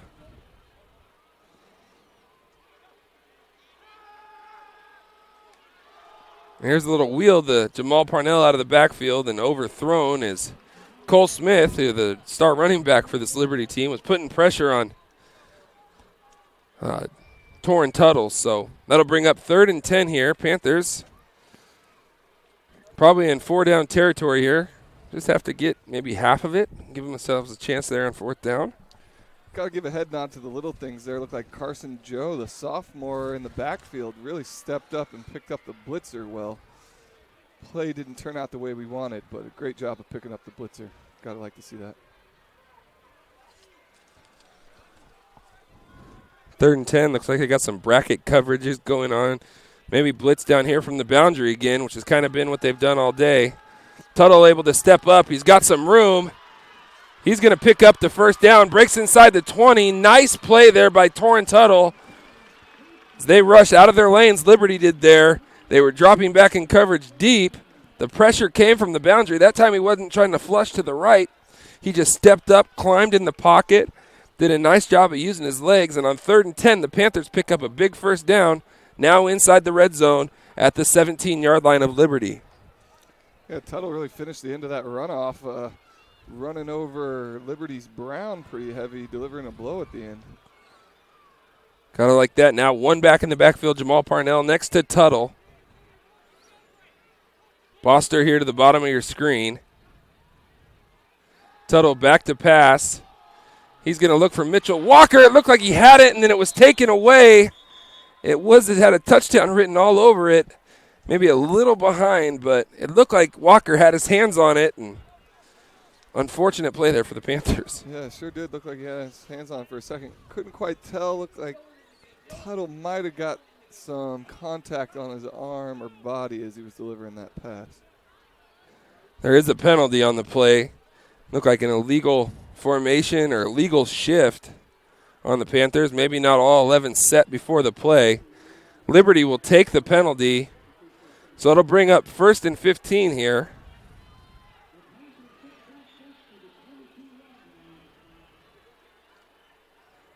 Panthers still a lot of time left here. 8 minutes left in the second quarter. So get one score here and put together maybe one stop. Have a chance to really get, cut into the deficit before half. Here's a little play action. Nobody's on Coda in the end zone as he kind of got out in front of himself and lost his footing. Tuttle saw him late, looked to try to throw him open. Coda looked like he was going to stop originally and then maybe kind of tripped over his feet in the end zone. Either he was going to try to pivot back to that corner or break back out, and just kind of got tangled up with himself on this cut back to the outside there. So that'll bring up 2nd and 15. Busted coverage there from Liberty, so they look susceptible. South keeps giving them different looks.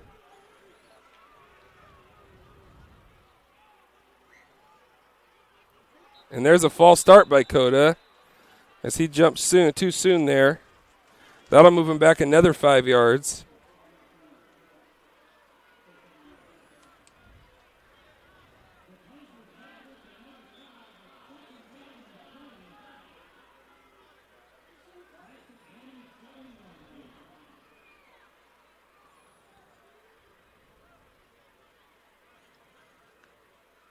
Second and 20 here for the Panthers.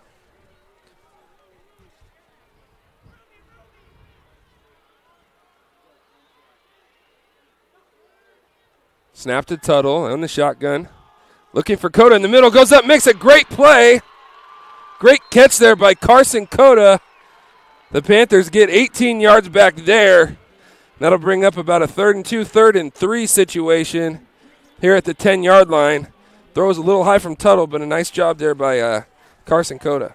Yeah, just showing you the advantages of that size. Carson Coda at 6'4", 240. Look, a big target right in the middle of the field. A lot of room for you to miss as a quarterback and make sure that receiver still comes up with a catch. So 3rd down and 3 here. Boster to the top of your screen. Alvarez goes in motion. Tuttle will sprint that way. Alvarez is wide open in the flat. He makes the catch, turns it up, spin move, touchdown, South Medford, Trey Alvarez, and the Panthers are back in business. Great play call there. Really had it open from the beginning, and Alvarez just finished it off. Made one guy miss right at the goal line to make sure he took it all the way in. Good call there from Coach Singh, and having a tough time running with that motion, man. Wide open in the flat. South definitely needed to get in there for their confidence. Kick is up, and it is through for the touchdown. We're going to take a look at that replay real quick. So as you can see right here, take it back a little bit. Alvarez at the top of your screen. He will come in motion. They try to pass it off. They're late. Alvarez in the flat. Tuttle, nice job rolling to his right. Able to duck in there, get inside the pylon for his second touchdown of the night. Torrin Tuttle's second touchdown pass of the night. That makes it 8 on the season for him. Does have a pick tonight on the pass that was deflected, so his first interception. But South Medford hanging in there. Now a 26-13 ball game. And when Liberty scores, every time they touch the ball, they make it difficult for, you to stay, within range. Panthers offense has showed up here. Defensively, got to find some answers. And obviously, with James Dwayne, the senior leader, not being there, kind of the catalyst for that defense, it makes it a little bit more difficult. But, got to have an answer now defensively. Yeah, you can't deny the fact that Dwayne would definitely be helping to contain the edge on those 5 sweeps tonight. So I don't know if that's something Liberty saw on film and decided to take advantage of. Right. Or if it's developed here tonight, but we definitely got to get a handle on it. Panthers will kick it off and deep. Inside the 5, Liberty trying to set up the return. Good coverage there by the Panther kickoff team, and Liberty will start now. There's a player down for Liberty. No flags on the play, but Liberty probably the worst starting field position they've had all night. Their own 26. Oh, and there is a flag. Seems like Liberty started at midfield or better every time they've had the ball, maybe at the 20-yard line once. But there's always been penalties on the Panthers. But they're going to march this one back. So Liberty's going to start deep in their own territory. At their own 15-yard line as a holding penalty goes against Liberty. And what a great time this would be for the Panthers to get a stop here. 7 minutes still left to be played in the second quarter. 26-13 ball game. How big would a 3-and-out be right now for the Panthers? There's a little motion. There's that counter coming back. Good play there on the backside, and I didn't catch the number on that. 11. Caleb Barney, the 5'6", 155-pound defensive back, kind of came out of nowhere to make that tackle, Benny, and probably saved a lot more yards. Yeah, he did. He definitely shut down what could have turned into something much bigger.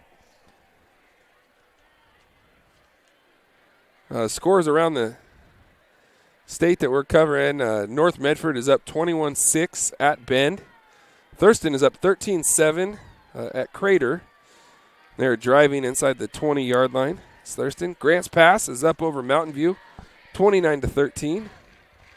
Let me see if I can get the St. Mary's score up real quick. St. Mary's is up 22-0 over Regis. So the Crusaders doing a nice job. That's out at U.S. Cellular Community Park.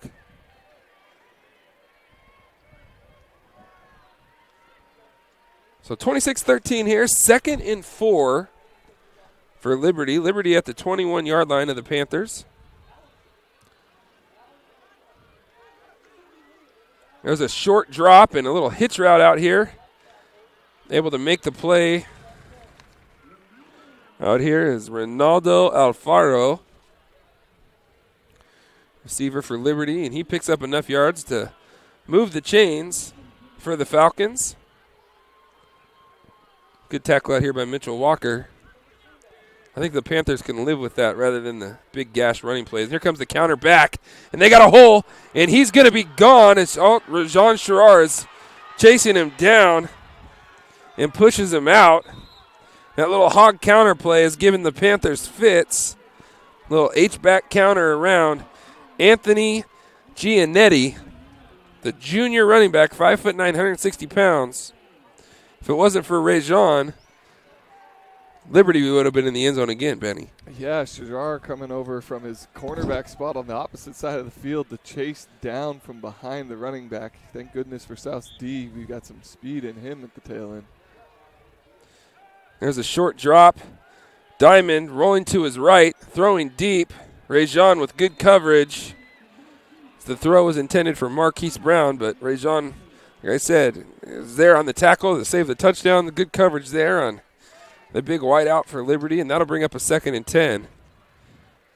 Just seems like they could come back and run that counter play whenever they want. And, they can waste a couple downs and come back and run it. And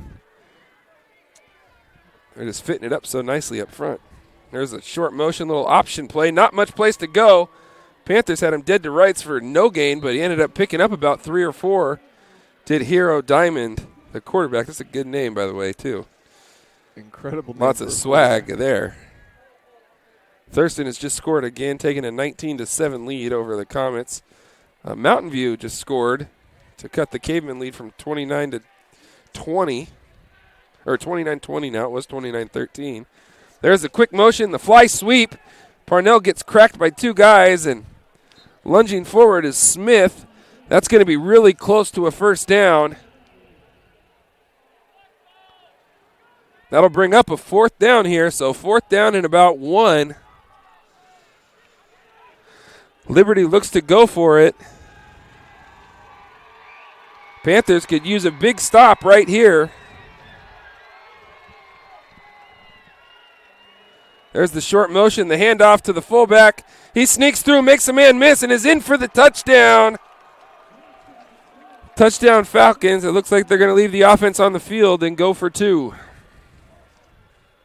It's tough. Got backs going in each direction and pulled some of our linebackers outside, held them true to that fly sweep motion, and in between, up the middle comes the fullback. Liberty going to keep their offense on the field. Going to go for 2 with a 19-point advantage, try to make it a 21-point advantage. Here comes a man in motion, little speed option to the left. Quarterback keeps it. Not much doing there, and the 2-point conversion fails. So South Medford able to hold up on that 2-point conversion attempt, but Liberty has 32 points through about a quarter and a half of football. 5 minutes and 3 seconds left here, still in the second quarter. So a lot of time for the Panthers to still answer, but at some point from your defense, you got to get a stop. Yeah, that's really more the problem. We can keep answering back, but if we don't get a stop, or even just a long drive to build some confidence, to force Liberty to have a long drive to build some confidence in our defensive side of the ball, our offense could run out of gas pretty quick. Too many big chunk plays, like 20, 30, 40, 50 yards, just on running the ball with misdirection. So anytime you got, the fly sweep and backs coming in that counter motion, or they're running the option, it's really comes down to communication on the defensive side, making sure everybody stays with their responsibilities and doesn't let their eyes trick them into following the handoff motion the wrong way. Right. So Boster will go back to receive the kickoff, but they've only kicked it deep, I think, once today out of 6. Is this the 7th kickoff now? 6th kickoff.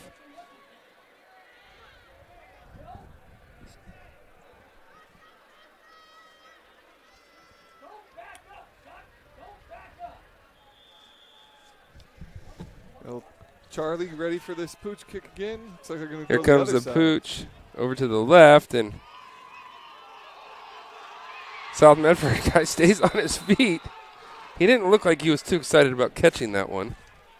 You could hear a little roar come out of the student section there as the up back for South Medford kind of laid the hat on a couple Liberty incoming would-be tacklers. Got the South crowd a little excited. So the Panthers will take over there at the 36-yard line. Like I said, they'll gladly give it to him at the 35.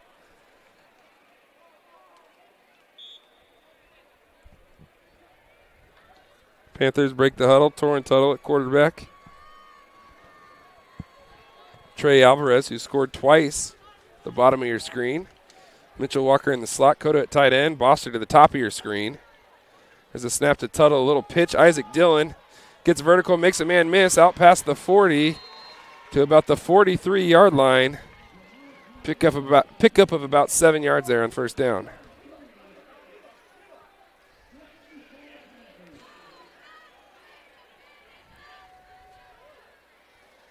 Panthers are going to hurry up themselves now on offense. Try to get some tempo going. Dillon takes an inside handoff, kind of spins off of one and It's going to be stopped for a no gain, and that'll bring up a third and about 3 here, Benny. And this is a critical down and distance because you don't want to have to give them the ball right back. Yeah, we definitely need to keep this offense on the field and get a long drive, even if it doesn't result in points. We don't want them to get back onto the field the way our defense has been struggling to contain their offense. Definitely time Bill draws up something nice. Sometimes our best play today has been call pass play and let Tuttle scramble and find some room. It looks like that linebacker at the top of your screen is going to come from the outside there. He does, not with much purpose. Throw to the back in the flat, and that looked like a helmet-to-helmet hit there.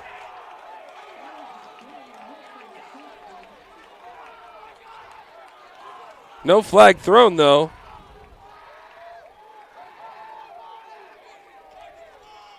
And out will come the punt team on 4th and 2.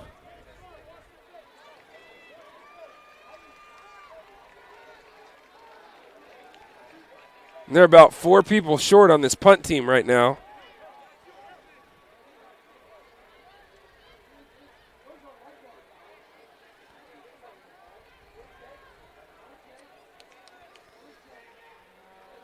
Panthers are going to get a delay game here. I don't think they care at this point. Back it up and still punt it.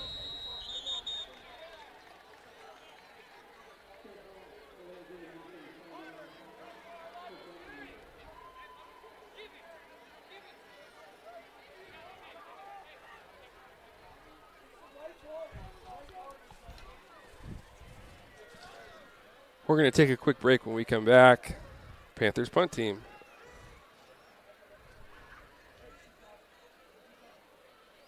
Circle K is your on-the-go tailgate headquarters. Whether it's a home game or a road game, when you need a big play, call on My Circle K.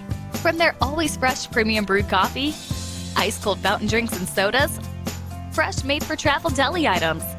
When it comes to special teams, nothing is more special than My Circle K's Kickback Reward program. Rewards every purchase, every time. Find them, follow them, throw a tailgate party with them. MyCircleK.com. It takes meticulous planning,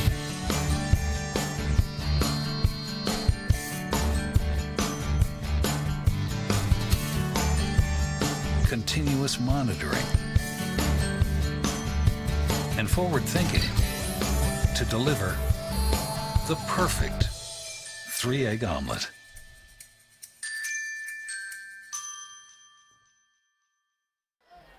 Hello, welcome back here. 4th and 2. Panthers must have got the timeout before then. Miller back to punt for the Panthers. It's a good snap. Miller gets it off. Hits Walker in the back. Panthers will pick it up there, and that's where Liberty will start this drive with 2 minutes and 39 seconds left at their own 25-yard line. And if you don't get a stop here and you're the Panthers and you give up 40 or 38 in the first half, because they right now have had the ball 5 times and they've scored 5 touchdowns. Yeah, and if my memory serves me right, I'd say only about one of those was earned very much. Right. The rest of them have been home run hitters from way on our side of the field. Here's a little 2-receiver set, a little out route. Panthers rally to the football, and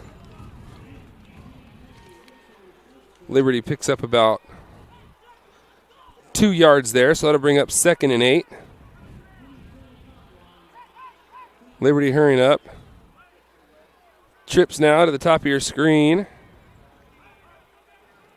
Here's a little counter play, and Ochoa running hard. And that will be enough for the first down. Ochoa still on the ground as he's in some pain. Hopefully he is okay. We're going to take a quick break. When we come back,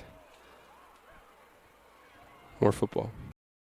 Doctors James Savage and Rajiv Rajagopal are happy to welcome Dr. Brian Clevenger to the Associates for Oral and Maxillofacial Surgery. Their offices in Medford, Grants Pass, and Klamath Falls offers a full scope of services from corrective jaw surgery, wisdom teeth removal, general anesthesia, dental implants, and much more.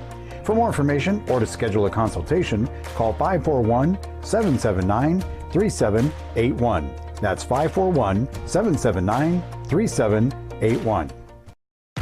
Let's go! At US Cellular, we heard you. You want a wireless plan that works for you. That's why we're giving you unlimited data for just $30 on a network ranked #1 in network quality performance. All that and no hidden fees. That's the best value in wireless. That work for you? US Cellular. Choose fair. For the best deals in wireless on a network that works in the middle of anywhere, visit Siskiyou Cellular, your local U.S. Cellular agent. 7 locations, including Central Point off Plaza Boulevard. And we're back. Ochoa made it off the field okay. Back to pass. Marquise Brown makes a man miss. But good tackling there from the Panthers.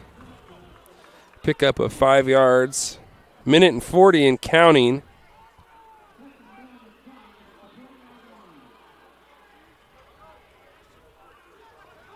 Clock still running.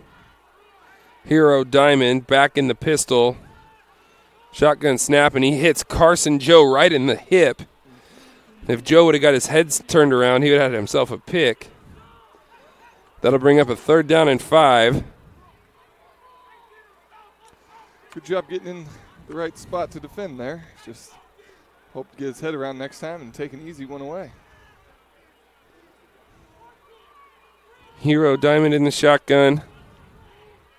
Panthers defense trying desperately to get a stop here. Drops back, throws that slant, and Jackson goes up, makes the catch. And that'll be a 1st down for Liberty. 1:19 left. Liberty into South Medford territory. And the clock is running. 1:15 and counting. Tough DB's got to be aware of down and distance there. They gave him enough space for him to sit right where he needed to. There's the hitch and go. They got him on the double move, but the throw's going to be too far out in front.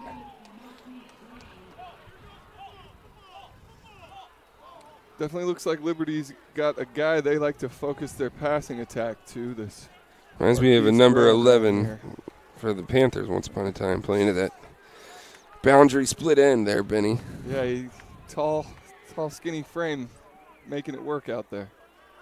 There's a little fly sweep motion, and they're going to get around. Oh, there comes the help up from the secondary, and the Panthers get a stop there. Number 22, Riley Heim, comes up from his safety position and able to make the tackle there on the fly sweep, and that'll bring up a 3rd and 11. For the first time, Benny, today, we've stopped that play.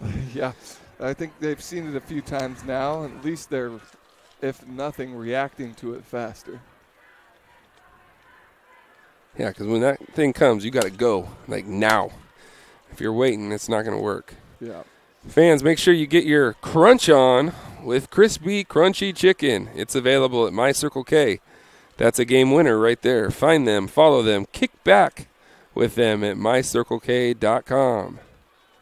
I'm going to give you the Arby's one more time. Before or after the game, stop in at Arby's at 41 East Stewart Avenue in Medford, where they have the meats, and they mean it, for sandwiches. Right, Benny? What would you get at you're Arby's milk guy, I know that. But the milkshake at Arby's? That's pretty good. I'm kind of thinking about that crispy chicken from Circle K. Sounded pretty Yeah, good. a little bone in. Some pressure now on Hero Diamond. He escapes. Making some people miss. There's a hold, and a flag comes out from Eklund. The ball gets thrown up in the air. Marquise Jackson goes up and makes the play. But there is a flag back here, and it will be holding against Liberty.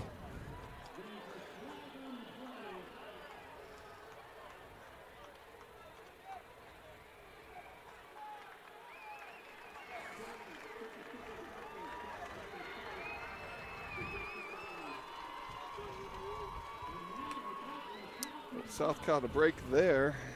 Yes, they did.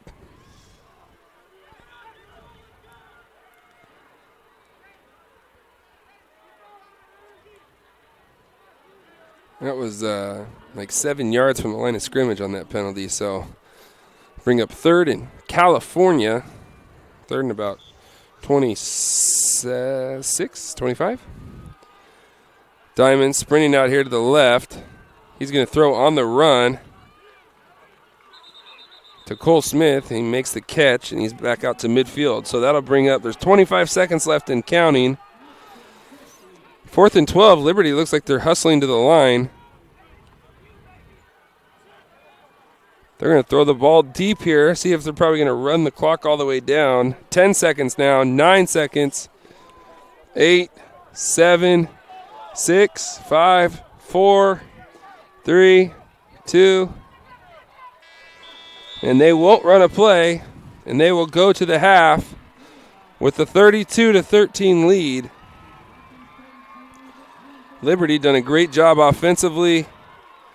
South Medford's done some nice things offensively in this game, but the difference right now is that Liberty's offense has not been stopped so far, and have done a great job of moving the ball up and down the field, whether it's running the ball one way or the other with misdirection or fly motion or whatever they've dialed up so far. It seemed to have worked. So tip your cap to Liberty in the first half, but football's a game of two halves. So Panthers have their work cut out for them, but showed signs in the first half. So Benny, overall analysis there of the first half as we about to take a break. Well, you know, as they head into the half here, you got what you could hope for, which is a little confidence builder for the Panthers defense, because that's where we're going to turn this game around. We're going to need a few stops. We're going to need to turn them into some long drives, and we finally got one there before halftime, so that's nice to take that in and build on that at half.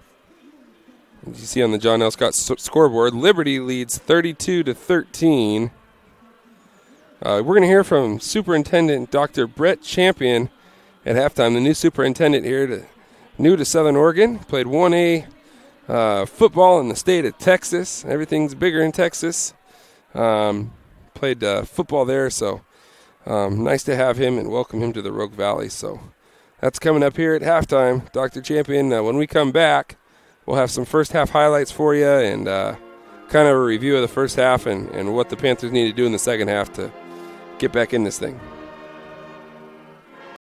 How have you found Medford and how's the transition been? The whole Medford community has been incredibly welcoming and supportive, and I've loved to see how this entire community rallies around our schools. I mean, it's just such good things happening for kids all over this community. It's good stuff. What did you see about the district that presented opportunities you're interested in, challenges maybe that you'll face here in Medford? Yeah, a lot of great things already happening for students here in this school district. I mean, some of the work around pathways is really incredible, and opportunities for kids to get involved early on to see, am I interested in a particular field or not, and learning that is really incredible here in the district. Yep.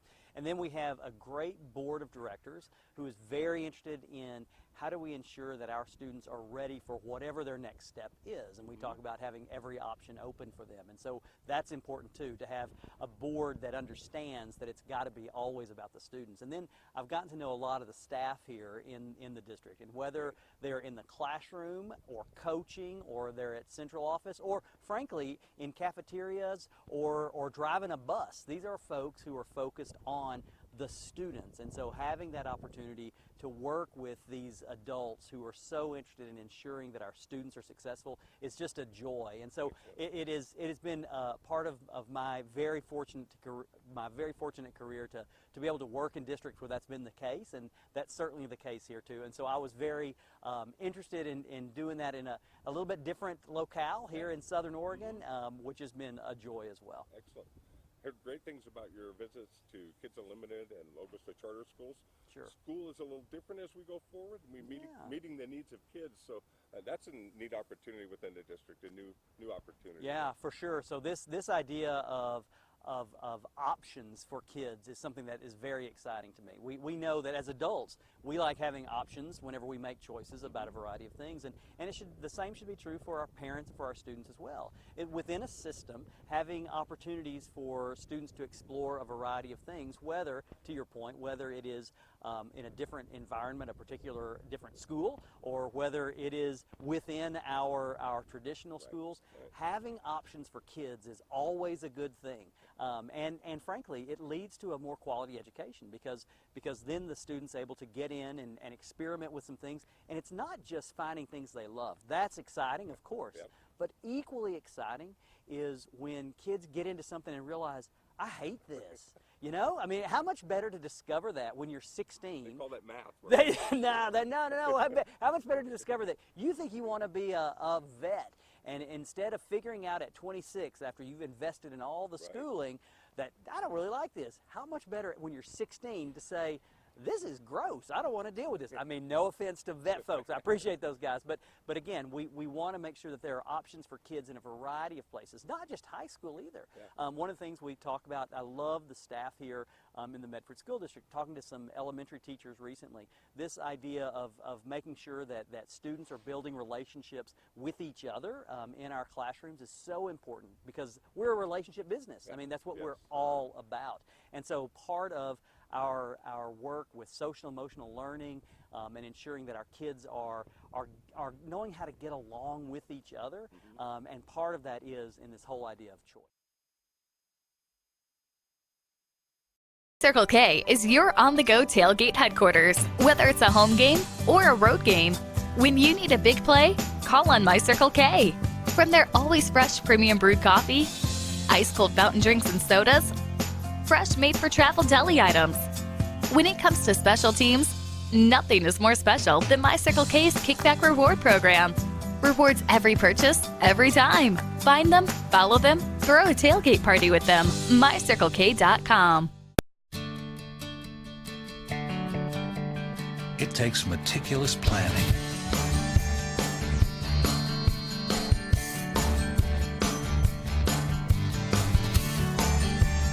continuous monitoring, and forward thinking to deliver the perfect 3-egg omelet.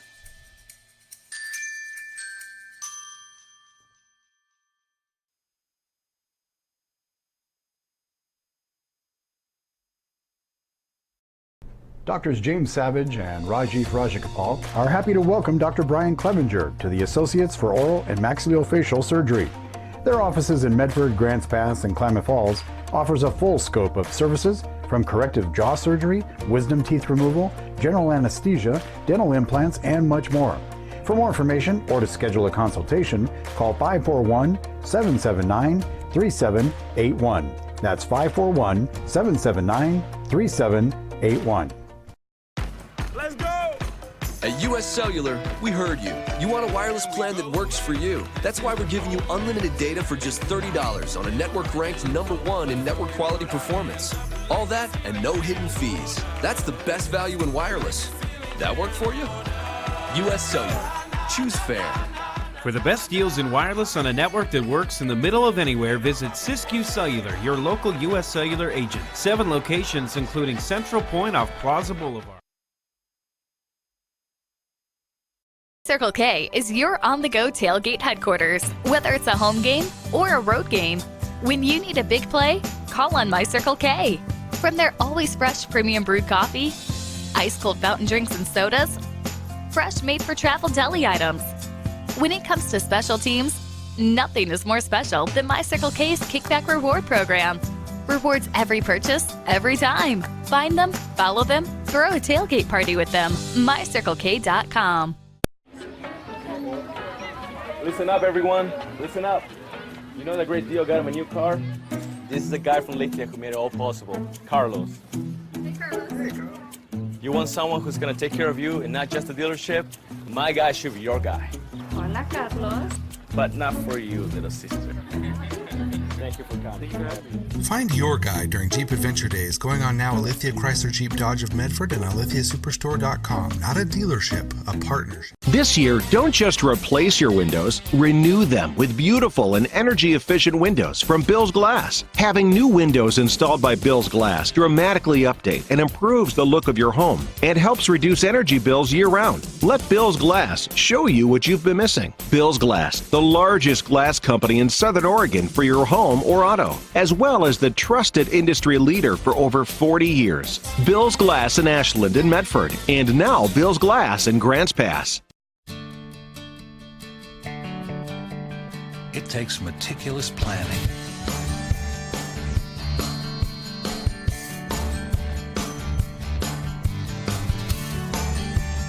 Continuous monitoring. And forward thinking to deliver the perfect 3-egg omelet.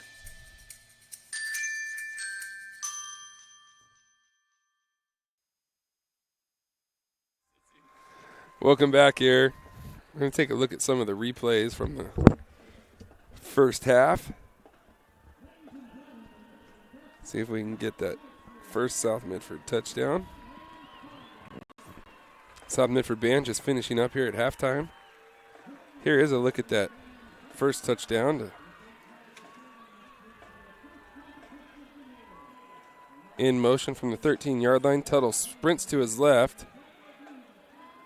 Alvarez just kind of works behind the defense, and Tuttle does a nice job finding him.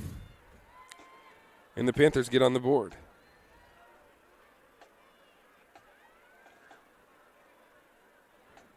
The second touchdown here for the Panthers, very similar in who it comes from and who it goes to, and Tuttle to Alvarez. But you can see here the Panthers break the huddle.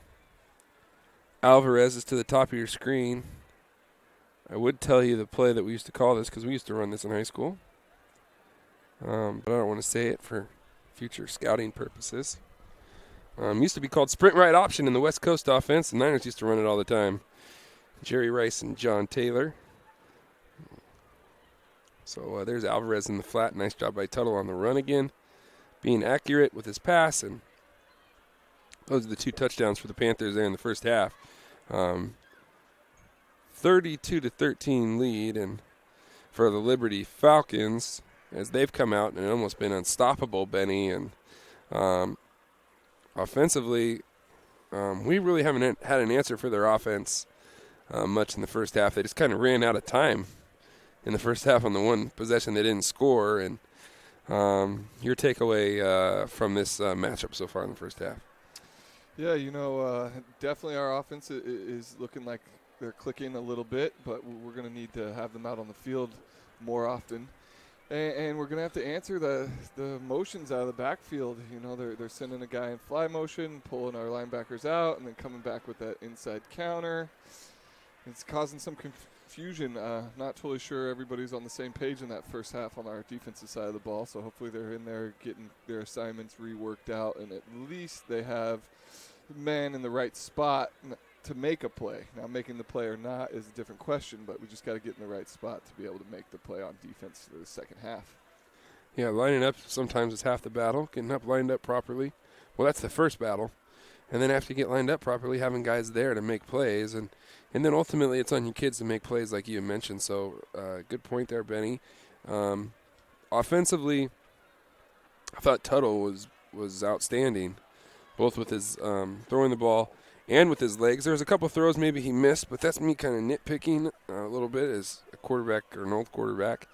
Like on a deep post to Alvarez, he had him, and if he puts a little air underneath it instead of throwing it on a line, Alvarez probably walks in.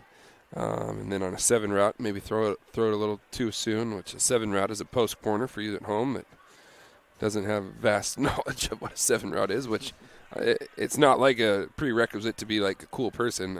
If you've played football a long time, you know what a 7 is. But he did a lot of good things too, and took a lot of pressure off that Panther offense of having to run the ball. You call a pass play with them, sometimes the best thing to do is just call a pass play, drop back pass play, let the defense run out of their lanes and their rush lanes. And they get upfield too far, and Tuttle will step up underneath and make a play with his feet. He did a really nice job of doing that. Panthers don't have much going on the ground so far, as Liberty's offense and defensive line have really kind of been more physical up front and created lanes running offensively for themselves, and defensively hasn't really allowed South in the running back run game. On broken plays, Tuttle's done a nice job, when Liberty gets out of position. But physically up front, when it's a run from Liberty, they're usually picking up positive yards. When it's a run from South, we're not picking up that many positive yards. So the battle in the trenches right now, you'd have to give the edge to Liberty. So something that South Medford could improve on in the second half. And all is not lost with this 32-13 lead. Liberty, a team that was in the quarterfinals last year. A lot of players back from that team. They also don't have their senior quarterback back, who was very good last year. But Hero Diamond's done a pretty darn good job, if you ask me, making plays. I mean, when you score 5 touchdowns on 6 drives, I don't care who's playing quarterback, you're doing a good job. And makes it a lot easier when you have the ability to break off 30, 40, 50-yard chunk plays, just handing the ball off. So tip of the cap to Liberty in the first half, but that's why football's 2 halves, man. And if you're South Medford and Bill Singler, what are you telling the kids at halftime, Benny? Well, yeah, I think it's important to keep in mind, we had one of our offensive possessions came down to a interception that wasn't really on Tuttle's fault at all. Tip pass right in the receiver's hands turned into an interception. So you would like to think about, and we had a missed kick off of a fumble snap. So you'd like to think we should be sitting at 21 points. And if that interception stays our possession that we score, then you'd like to think that takes 7 away from Liberty. So you're really in a one-possession game if you take the mistakes out of the equation. And when you're in a back-and-forth ball game like that, you can't shoot yourself in the foot. So it's just important to keep in mind, had we not have made a crucial mistake there, this is a much tighter ball game.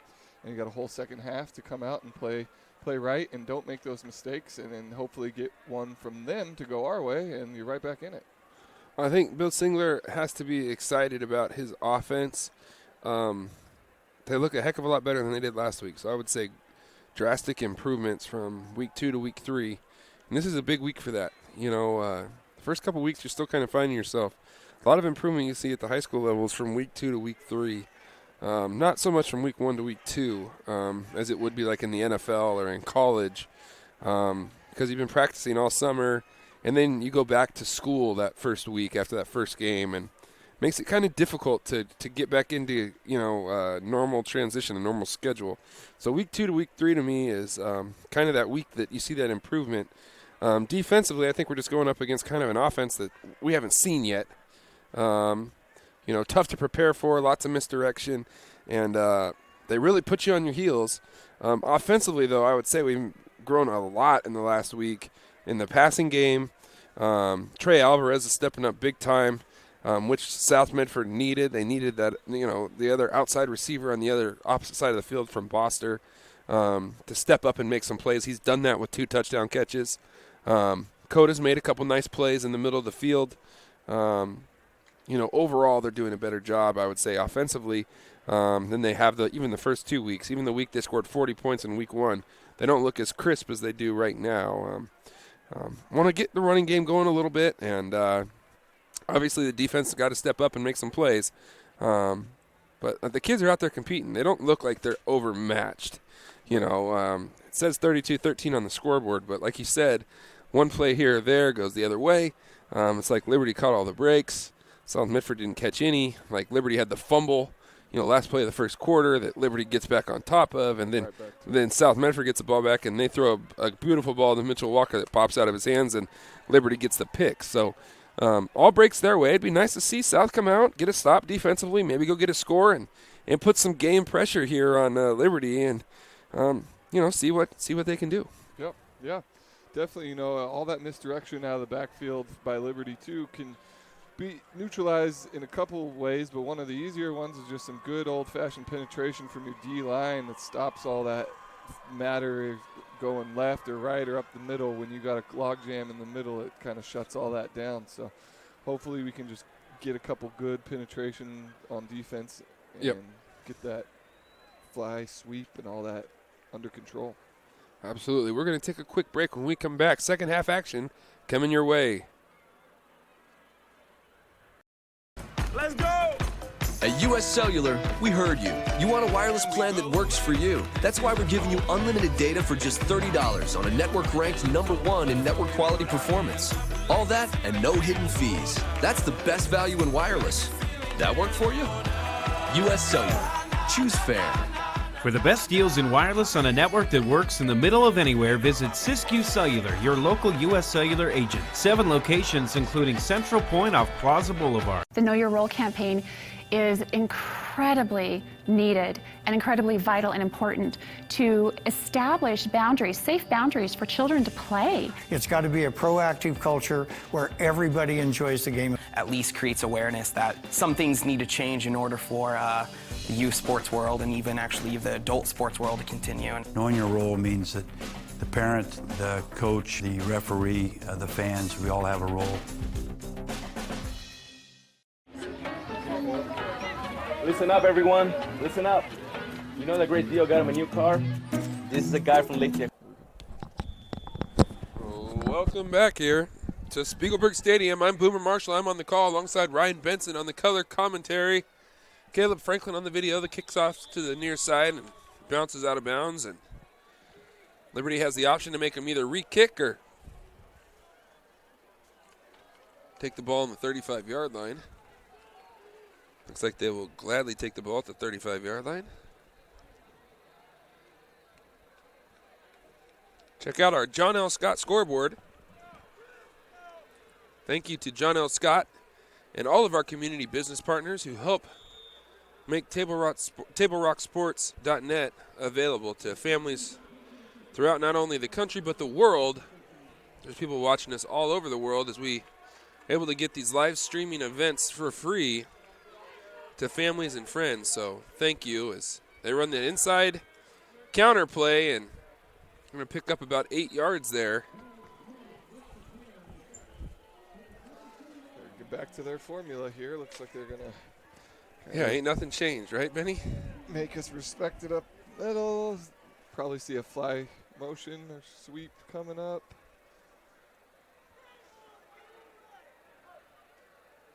Here's a little option look. Quarterback keeps, pitches late. Smith around the right side breaks a tackle and will lean forward to get out past midfield to the Panther 49.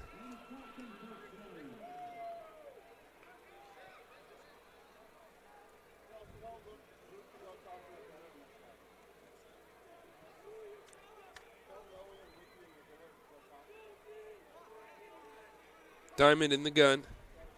Inside handoff to Ochoa. He picks up about 6 yards on 1st and 10. That'll bring up 2nd and 4.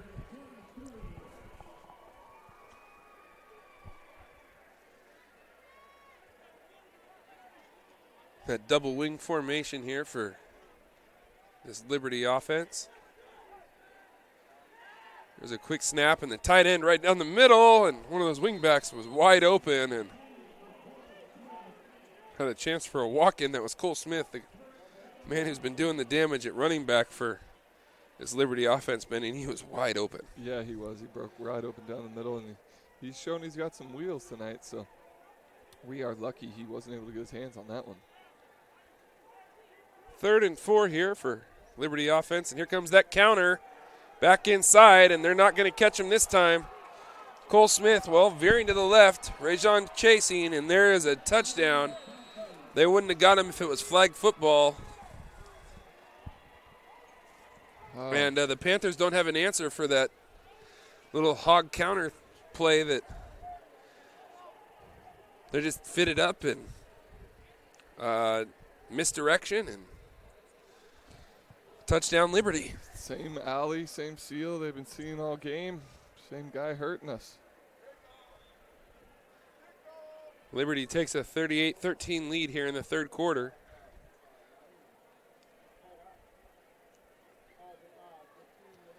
Kick is up, and it is good. Liberty takes a 39-13 advantage. We're going to take a quick break. We'll be right back after this quick word. Circle K is your on-the-go tailgate headquarters. Whether it's a home game or a road game, when you need a big play, call on My Circle K. From their always fresh premium brewed coffee, ice-cold fountain drinks and sodas, fresh made-for-travel deli items. When it comes to special teams, nothing is more special than My Circle K's Kickback Reward Program. Rewards every purchase, every time. Find them, follow them, throw a tailgate party with them. MyCircleK.com. It takes meticulous planning,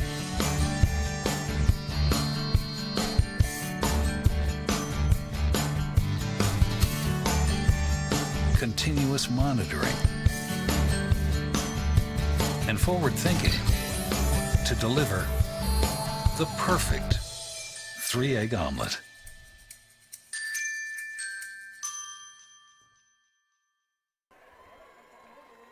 Welcome back here. Liberty leading 39-13 early in the third quarter.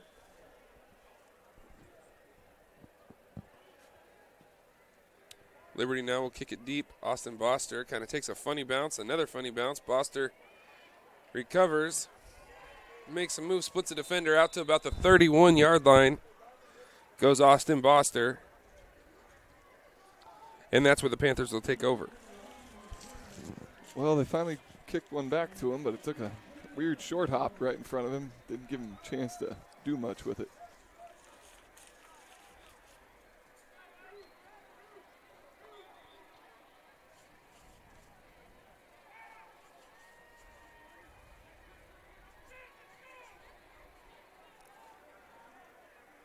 Torrin Tuttle in the gun. There's an inside handoff to Isaac Dillon. He spins and leans forward for about 3. So South Medford picks up 3 yards and makes it 2nd and 7 here.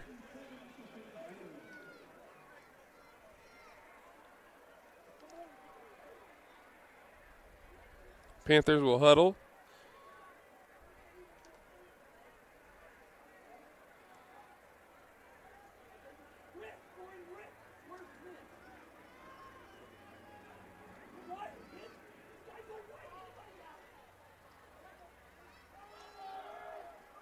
Coda right down the middle, able to make the play. Nice throw and catch there. Torrin Tuttle, Carson Coda. Panthers are out close to midfield at the 46-yard line. Well, that looked nice. Traditional drop back, hit his last step, fired the ball right on time, right on target. Football play. And if you're South Medford now, you can't look at the scoreboard. You got to just stay positive, keep executing every play, and try to go down the field and put a drive together and get a score. Tuttle dropping back, little screen pass. Good throw out there. Boster trying to make a man miss, then breaks that back out to the outside, and a burst of speed from Austin Boster. A really good throw there by Tuttle because that flat defender was sitting out there in that passing lane. He had enough understanding of the play to throw it over that guy's head, and Boster did the rest, making one miss and then bursting to the outside and able to pick up enough for the first down and moves the chains. Yeah, Tuttle did all that too and took a decent little shot from the defense there too. Coda in the tight end position here. Alvarez to the bottom of your screen. Boster to the top. Isaac Dillon next to Tuttle in the shotgun. There's a snap, and Tuttle keeps, and he's around the outside, and he will step out of bounds at about the 31-yard line. Torrin Tuttle faked that little handoff, and that's Andrew Miller, in the backfield with Tuttle. And Tuttle picks up 9 yards there, so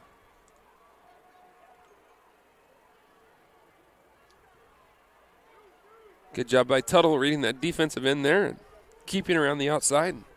2nd and 1, you can run anything, right, Benny? Everything's available.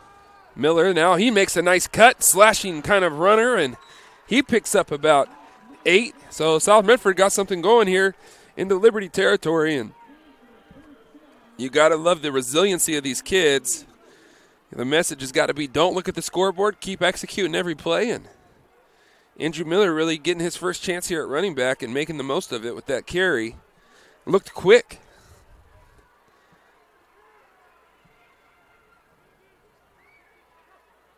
There's the snap. Miller takes it. He's going to get around the outside and tries to run that safety over. And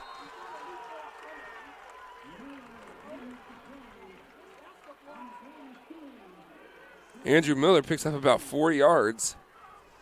Elected to kind of drive in there and get some contact. Looked like he could have maybe bounced that outside. Right. Had a good receiver blocking for him, locked up top. He is running into contact there. But definitely a nice change of pace in the backfield now with Miller. He brings some quickness to that backfield that we haven't seen so far. And there's an interception as he took a shot, did Tuttle, and Marquise Brown is returning it back. He will step out of bounds. Boster was wide open on the slant. Throw was high, but Tuttle took a shot. That's tough. It looked like Boster might have heard some footsteps there too, kind of pulled up, and would have been nice to at least get a hand on it and knock it down for his quarterback so it didn't sail right into the defender's hand.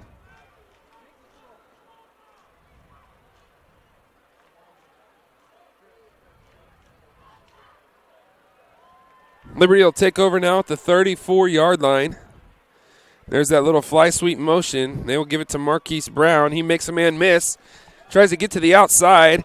Breaks another tackle out to about the 45-yard line.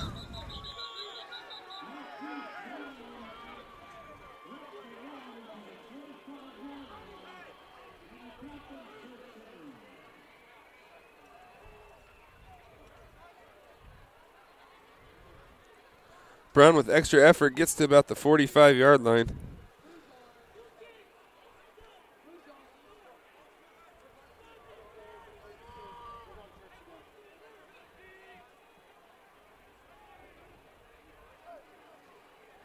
There's a little counter inside handoff. Does a nice job of spilling it to that linebacker, and the Panthers rally to the football for a no gain.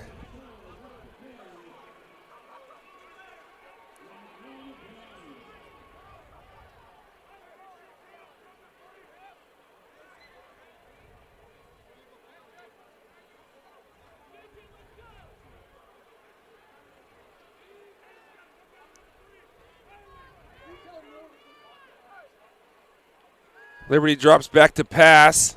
Good break on the ball there by Mitchell Nelson. That'll now bring up a 3rd and 10, 3rd and 9.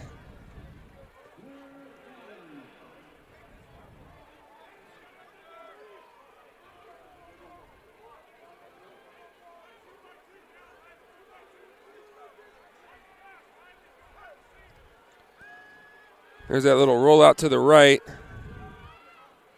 And completed, but right there for the stop is the Panthers defense. And that will bring up a 4th down, and I think for the first time today, the Panthers are going to make Liberty punt, Benny. Yeah, they finally got that stop they were looking for. It would have been nice if our offense could have put some points up to really get a momentum builder, but they're going to start with getting some stops on defense, so at least we can build some confidence there. Yeah. Panthers move the ball down the field. Looks like they had an opportunity to score the last time. Looks like the Panthers have too many on the field right now. 7, 8, 9. We got 12 on the field. Is that 12?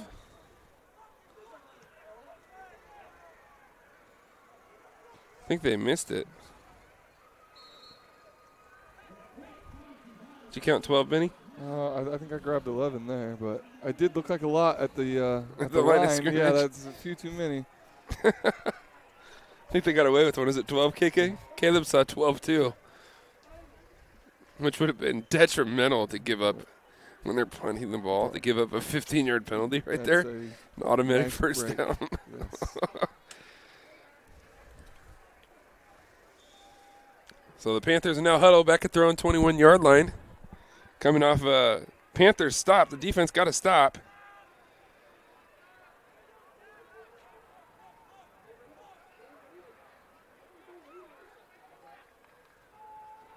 There's a little power inside look. Andrew Miller running hard, runs over a man. Now he breaks to the outside. Tuttle out in front trying to lead the way. Zach Miller, not Andrew, Zach Miller running hard. You come in running the ball like that, and you send a message to your coach, I want the ball, let's go. Yeah, and he really provided a nice change of pace on the last series too. So, dude wants to play ball. Running hard, running behind his pads with a burst. It reminds me of an old Panther named Nick Phillips. The way he runs, kind of a slashing downhill physical, but with speed.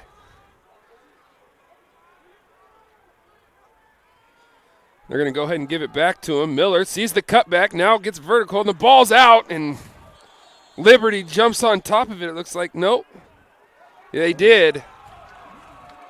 And maybe that's why We haven't seen him until now, Benny. I mean, Yeah. you don't want to criticize a kid, but back-to-back turnovers now for the Panthers on both drives when they have something going after the defense gets a stop. Very reminiscent to the game last year where it seemed like they had some momentum and then all of a sudden turn it over,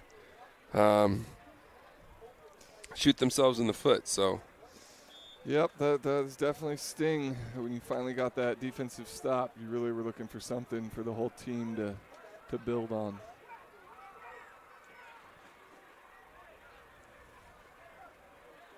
There comes a fly sweep. They got the edge again. And that'll be a pickup of about 14 on first down. We have no force coming off the edge with any purpose. I mean, at least have somebody run up field to make them then cut it back in. When you never have anybody come up field off the edge, then, you know, they can just continue to work the edge of the field. And it's not like these guys are super-duper speedy. And there comes a counter back. Got to stay on your feet, but Liberty does a nice job of turning nothing into something there and picks up about 4 yards there on first down. That'll bring up 2nd and 6.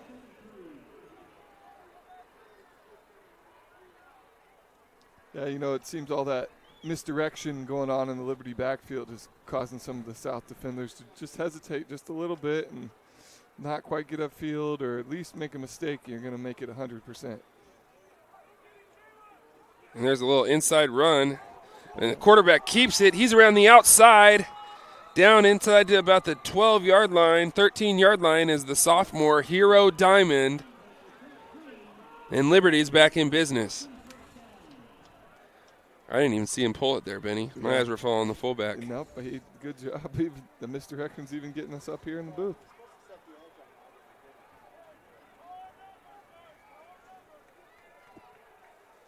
Well, and they've done a really good job of handing it off. Now they pull it. And that's where you got to be so disciplined if you're South Medford. There's Diamond. He pulls it again inside about the 2-yard line, and that'll be another first down for Liberty and knocking on the doorstep of another touchdown. Yeah, they really have done a good job of mixing up all the options off that offense. They've given it up the middle. They've hit that fly sweep. Now you just don't know what to expect. Diamond looks to keep, and he will get in the end zone. Touchdown, Liberty.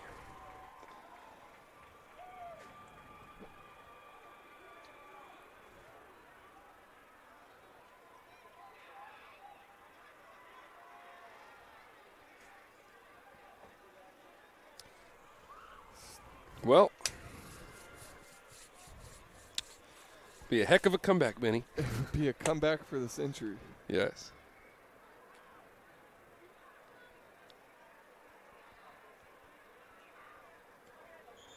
Kick is up, and it is good. Liberty 46, South Medford 13. We're going to take a quick break. When we come back, more football action coming your way. Doctors James Savage and Rajiv Rajagopal are happy to welcome Dr. Brian Clevenger to the Associates for Oral and Maxillofacial Surgery. Their offices in Medford, Grants Pass, and Klamath Falls offers a full scope of services from corrective jaw surgery, wisdom teeth removal, general anesthesia, dental implants, and much more. For more information or to schedule a consultation, call 541-779-3781. That's 541-779-3781. Let's go! At US Cellular, we heard you. You want a wireless plan that works for you. That's why we're giving you unlimited data for just $30 on a network ranked #1 in network quality performance. All that and no hidden fees. That's the best value in wireless. That work for you? US Cellular. Choose fair. For the best deals in wireless on a network that works in the middle of anywhere, visit Siskiyou Cellular, your local US Cellular agent. 7 locations, including Central Point off Plaza Boulevard. Hello and welcome back. Sports fans, we know you like to access our games on your mobile devices, but how many of you knew we had an app for that? The Table Rock Sports app is available through the Apple and Android stores. Be sure to check it out, TableRockSports.net, each week for our features and our news feeds updated. Follow As the Panthers look to run it back here, sorry. It was on a live read, but kickoff return. Panthers take it back out to the 43-yard line. But check us out at Table Rock Sports on Twitter, and Instagram. Travel Medford. Southern Oregon is a hotbed for local sports at the youth, high school, college, and even Olympic levels. Stay in touch with all sports in Southern Oregon at southernoregonsports.com. Mountain View just scored a touchdown. They were down to Grants Pass 36-20 at half. Now 36-34 as they try to go for two in the third quarter there. Crater is marching to take in a score inside the red zone. They're down 25-14 there in the third quarter as Davis just threw a fade ball that's in the end zone. And Dillon running in the outside zone and nothing doing. And Panthers are going to lose 3 on first down. Yeah, just overwhelming pressure from the Liberty defensive line there in the backfield by the time the handoff was being exchanged. That'll bring up 2nd and 14 here.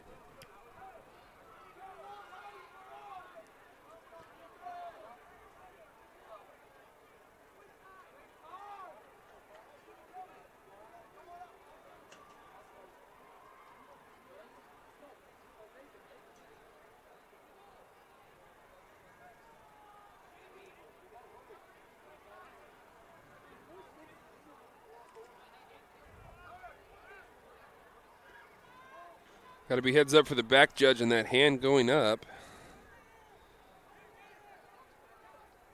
There it does go up. Tuttle back. They look to throw the screen to Boster, who is a little out in front, but if you ask Austin if she'd have caught that, he probably should have. They had a play set up there. A little inside tunnel screen there to Boster, and all for naught. Yeah, you can't blame Boster if his thoughts were getting a little ahead of him there. Wanted to snag that one around a defender and look to make a cut. Never quite secured the catch. So that'll bring up 3rd and 14 here. South Medford desperately needing to try to pick this up as it feels like it's starting to get away from the Panthers. Tuttle back to pass. He's going to try to escape to his left. He drills a shot to Boster, who stays in bounds, then kind of gets whipped around, and he's going to pick up about 12 yards. That's going to bring up a 4th down and about 2.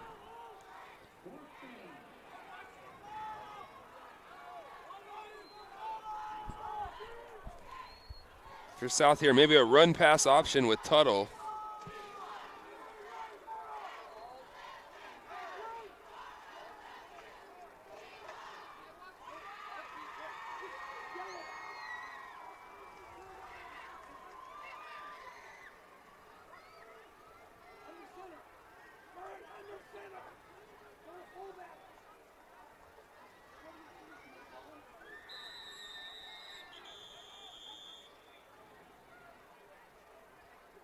And the Panthers are going to timeout Liberty.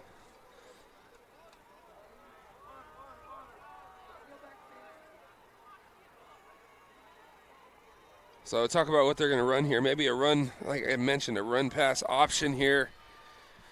Where if you're South, maybe that fullback out in the flat, and then if you get out there and they don't contain, then you have the ability with Tuttle's athleticism out in open space. Picking up a couple yards wouldn't seem to be that difficult for him. Also throws the ball very nicely on the run, so that's a good option. Another good option sometimes with Tuttle is to just let them drop back and see where they're rushing and go where they're not rushing. And so, there's some things that, South has had some success with. This 46-13 score I don't think is indicative of, some of South's success they've had offensively. I think they probably put up pretty big numbers in this game. Just shot themselves in the foot with 3 costly turnovers, and Liberty hasn't turned the ball over. So that right there in itself is 3 more opportunities that Liberty's gotten with the ball than South has. And you talk about 3 scores, 21 points. Well, take those 21 points away, it's a 2-score game.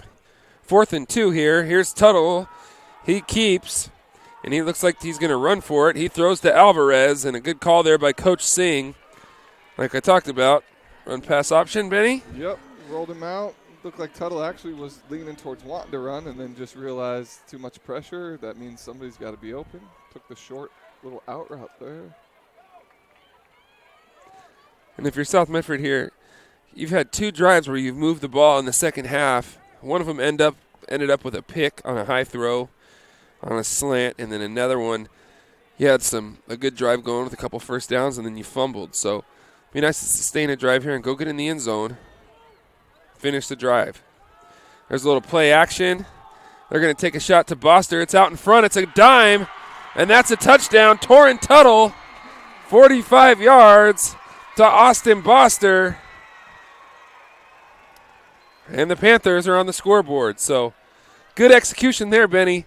Little play action. Boster made a nice move on the fade to get by, and Panthers back on the scoreboard. Yeah, it looked like Boster, did a good job of winning at the line, close to the line of scrimmage, not doing much contact, and was running free downfield and had some space. Great ball from Tuttle on that one, and easy pitch and catch that one looked like. And here comes the snap, and it's down. Kick is up, and it is good. Panthers now down only 46 to 20, so down 4 scores. Hypothetically, with 2 minutes and 15 seconds left in the third quarter. So you never know. You might have a chance at 4 more possessions. The defense get a couple stops, put some game pressure on them, and we're going to take a look at that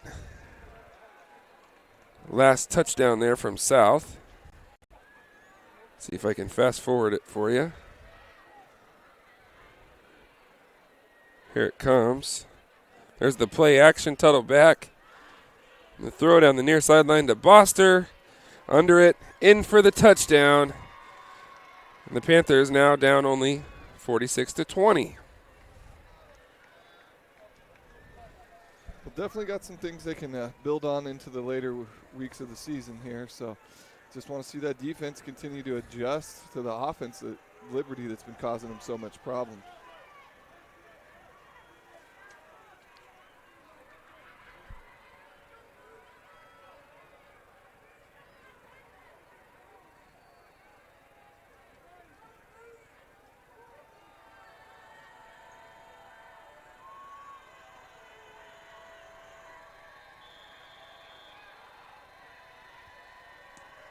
And there is the kick, and it's a good one. Back and into the end zone for the touchback. So Liberty will start at their own 20.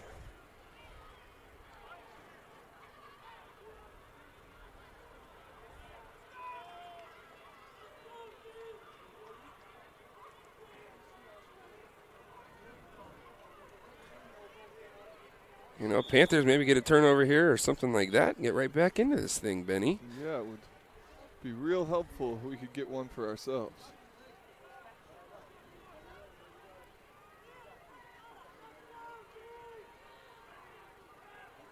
There goes the man in motion. There's the handoff inside. Carson Joe makes the tackle, but not until a gain of 4. So that'll bring up 2nd and 6.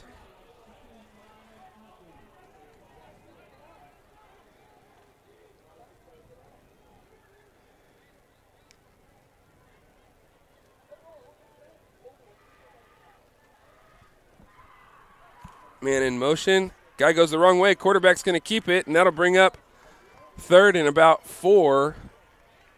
3rd and 3, let's call it. Hero Diamond went the wrong way for the first time today, and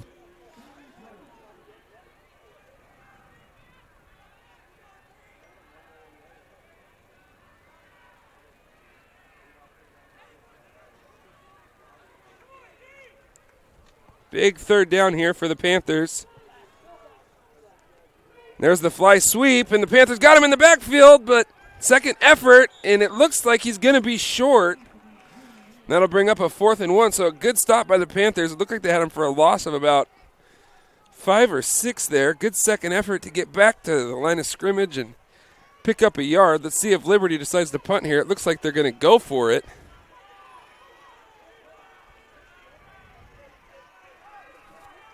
They're going to try to draw him off sides. Now they look back over for the play. They're going to look back over again.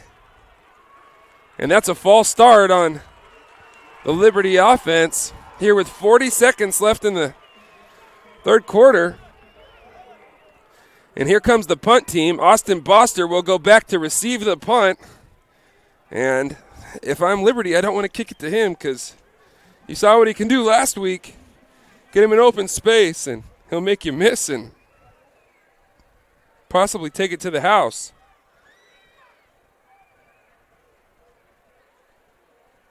Well, to that point, I hope they give him a chance to see something exciting. Snaps a good one, and he bobbles the ball. And the Panthers will tackle him there. And we'll have the ball inside the red zone here with 14 seconds left in the third quarter. And now a real big chance to cut into that lead some more. It's amazing when you put a little pressure on a team, what can happen here. I know South's down by 26, but all of a sudden if you get this to, down 19 or down 20, Panthers are missing a player.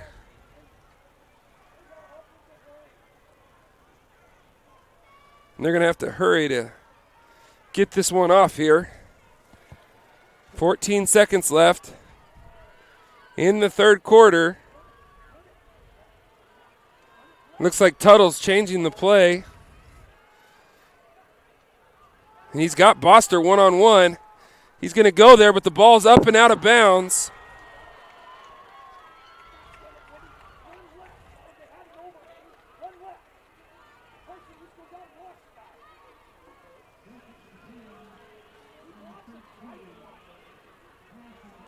That'll bring up 2nd and 10 here. Panthers took a shot there, and 8 seconds left here in the third quarter. It'd be huge if the Panthers could get this score and this momentum going in before the fourth. Tuttle in the shotgun. Standing next to him is Jamal Parnell.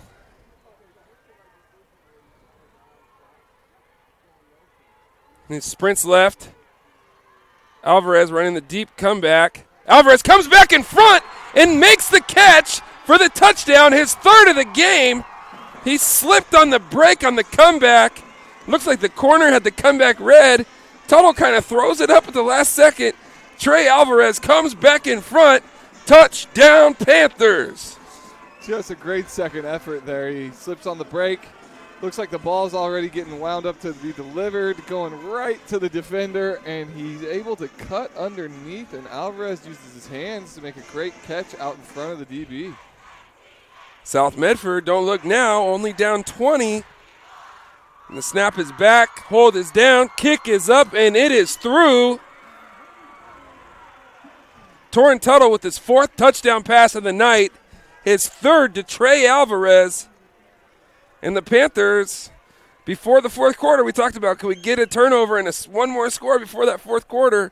Now only down 19 here with just seconds left in the third quarter. Actually, that was the last play of the fourth quarter.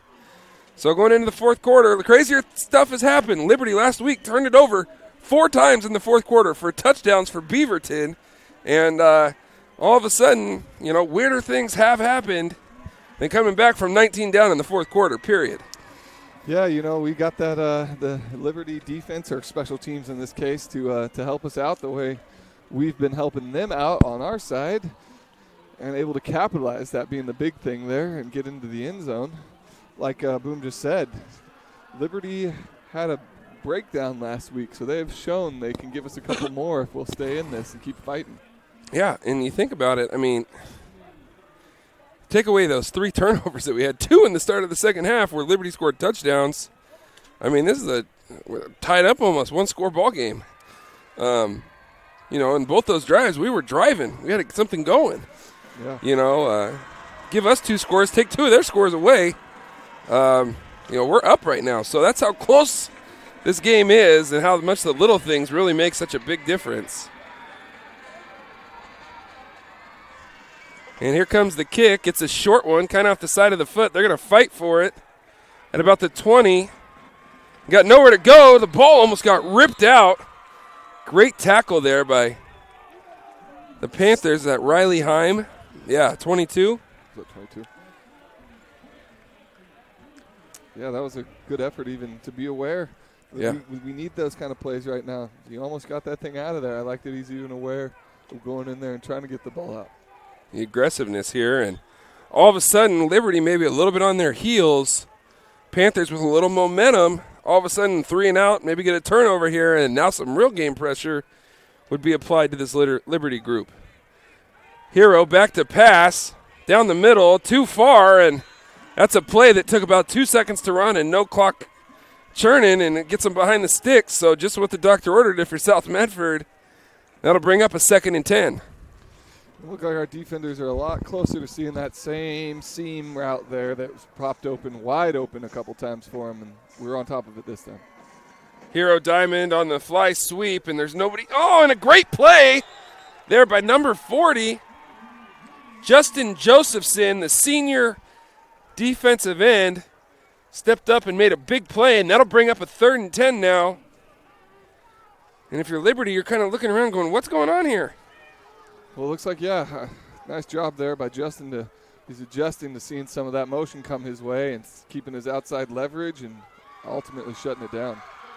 And here comes the Hog counter back underneath. And they make the tackle. Good tackle there by the Panthers, and that looked like 21. Yeah, that looks like Blake Shields. Blake Shields there, the junior safety, steps up and makes the play, and Liberty has another 3 and out and will have to punt. And Boster back for the return game, and now one return from Boster here. Holy cow, look out. And think about it this way. Last time the bad snap, and the Panthers scored 2 plays later. Looks like Liberty's in a bunch punt formation. They try to block it, and it's a good punt. Boster drifts back and going to let it bounce there, get away from it. And it'll go all the way down inside the 18-yard line, as Boster could have caught it there and saved about 15 yards, elected not to do so. But the Panthers back on offense here. That drive from Liberty didn't even chew up 90 seconds, so 10 and a half minutes. The Panthers could put a drive together here, go down and score, cut this thing to 13 or 12, give them a legitimate chance to not just get it back into this thing, but have the ability to maybe come back and win it. Yeah, the nice thing that also we got to see from that stop by South's defense is shut down the usuals we've been seeing from Liberty, the seam up the middle, the fly sweep, and then that counter, and we were ready for all of them. All 3 of those plays have been causing us trouble. Shotgun formation, handoff inside, and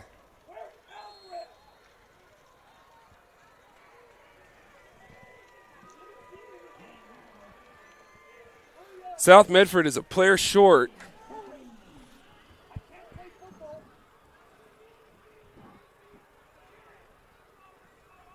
They're missing a receiver.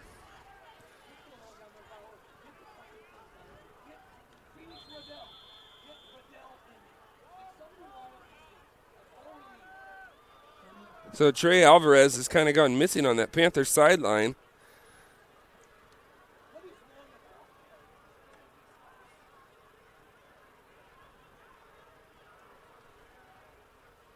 The Panthers had to burn a timeout.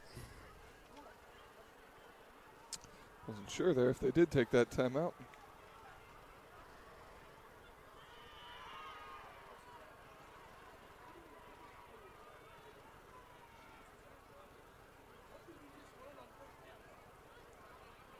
Panthers ran a little inside zone play there on first down for nothing.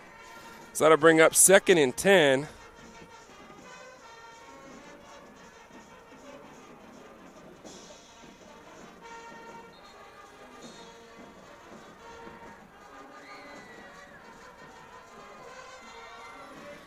Panthers need to get something going here, Benny, right now. Not time to wait, not time to go 3 and out.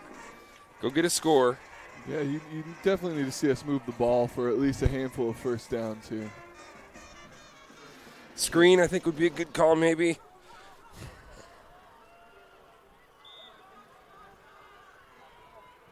Trey Alvarez is getting assisted to over there by the trainer. Here comes the screen, and Parnell's got some people out in front. And that's going to be close to a first down. Good call there, Bill, right on cue. Yeah, you called that, and that was a great execution. That set up perfect. Let those linemen push forward and sneak out the backside for the screen.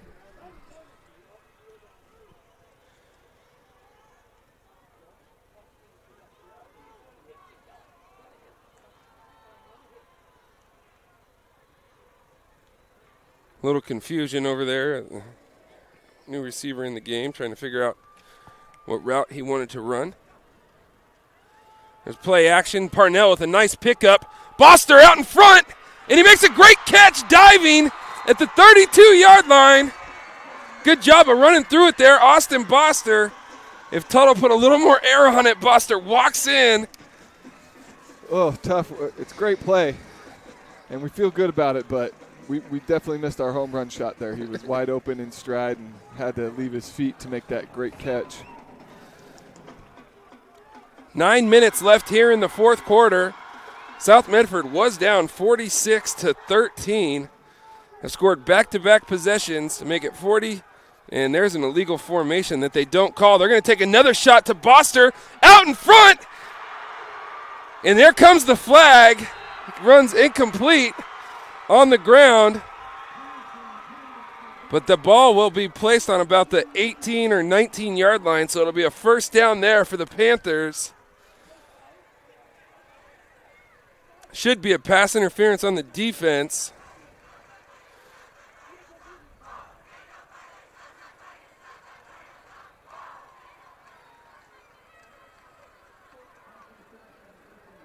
And it is PI on the defense there, Benny. So 8 minutes, 50 seconds left. For South Medford, what you got to do is go score and then worry about the next part of the game, right? But they've done a great job, showed a lot of resiliency fighting back here in the second half, really in the last 4 or 5 minutes, and find themselves in a position where they can make this competitive ball game. Tuttle out of the shotgun. There's a little inside handoff to Parnell. It looks like he had a lane to the outside, and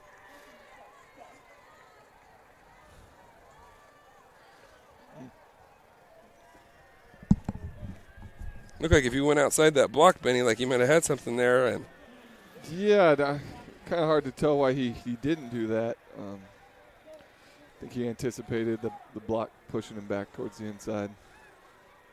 So that'll bring up a second and about 9 here. 8 minutes and 20 seconds left here in the fourth quarter.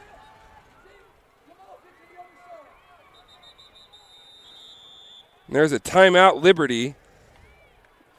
They're going to talk it over.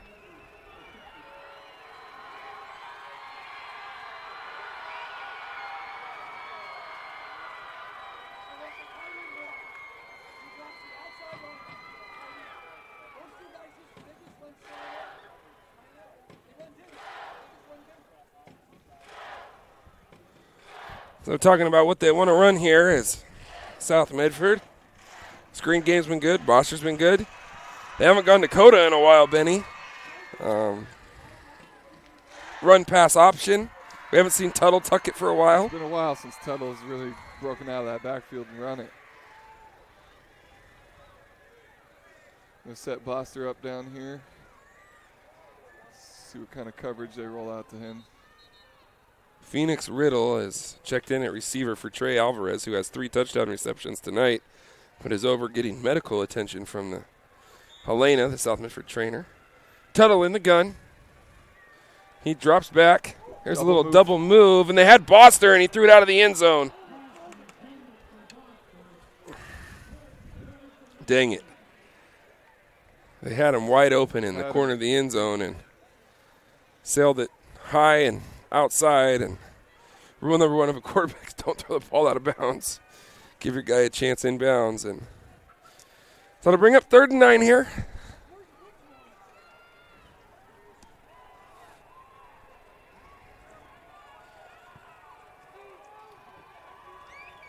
Maybe be smart to target those sticks and just try to get the first down here. Yeah.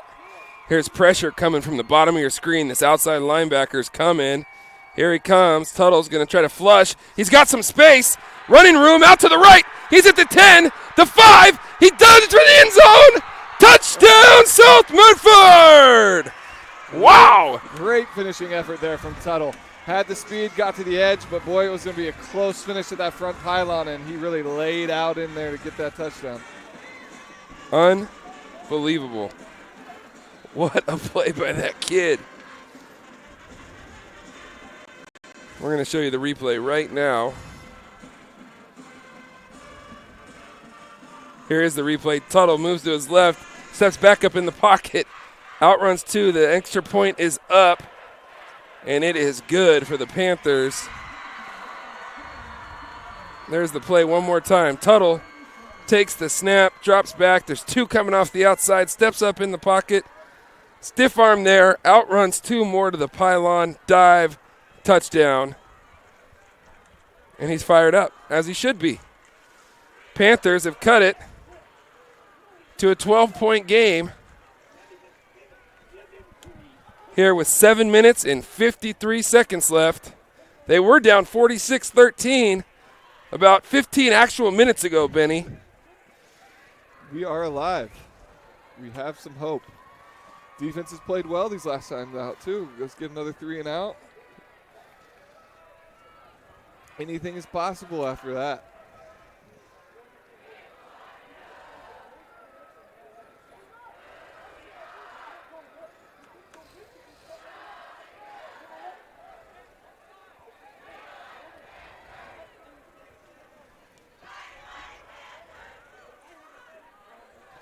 Looks like Liberty's pretty aware across the board, got their up backs, expecting some kind of possible pooch kick or something from South here.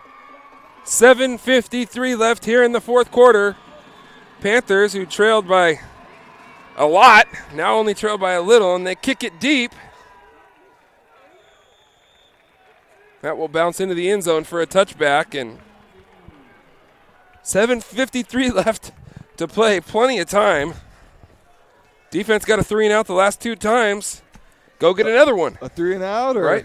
Or that turnover that we've been looking for. I mean, we did have a fumbled punt snap, but we'll look for one from the offense here. A gift from the Liberty offense would be nice. Yeah, maybe a snap over their head. The Panthers look to have moved early there. I don't know if that left guard moved too soon. And that's on the South Medford Panthers, so a free 5 yards, and that just kind of is like a gut punch, it feels like. Makes it hard to dig in on this first series when you only need 5 yards for a first down. In motion. Quarterback keeps it, and he splits the D and gets out to about the 48-yard line.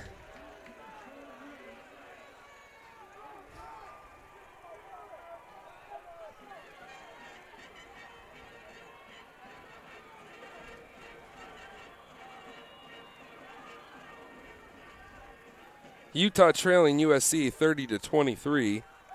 A little update for you. Mountain View and Grants Pass all tied up at 43.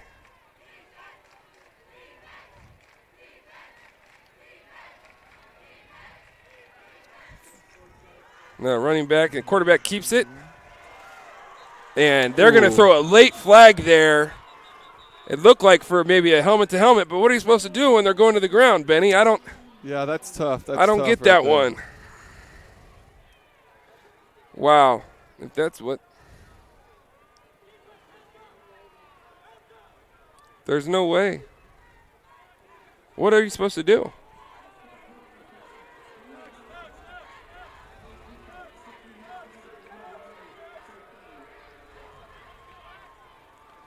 Yeah, I don't know what the quarterback actually for Liberty is being helped off the field right now.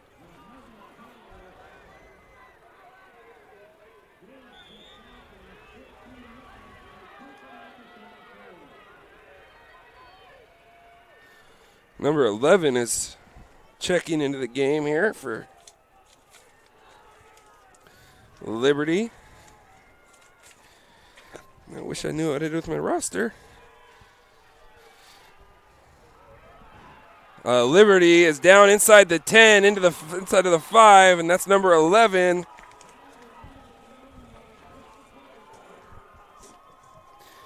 11 just came into the game at quarterback, and he keeps it and gets inside the 5-yard line.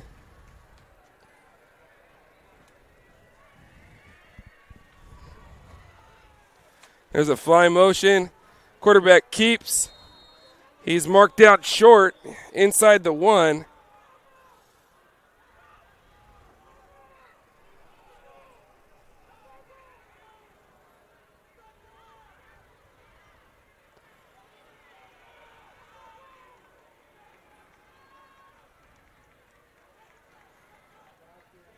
Everybody on the South Medford sideline saying it's our ball.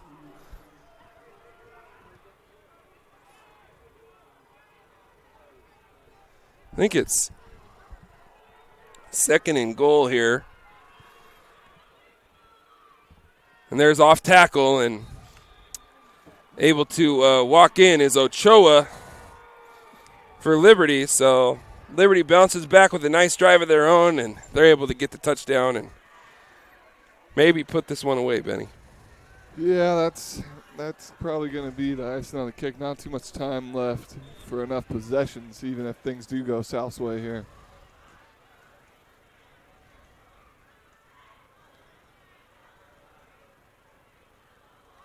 Good snap. Hold is down. Kick is good. Didn't look good, but went through. Flat, but got through. So Liberty leads here 53-34 in the 4th quarter. We're going to take a quick break. We'll come back, see if South Medford can get another one.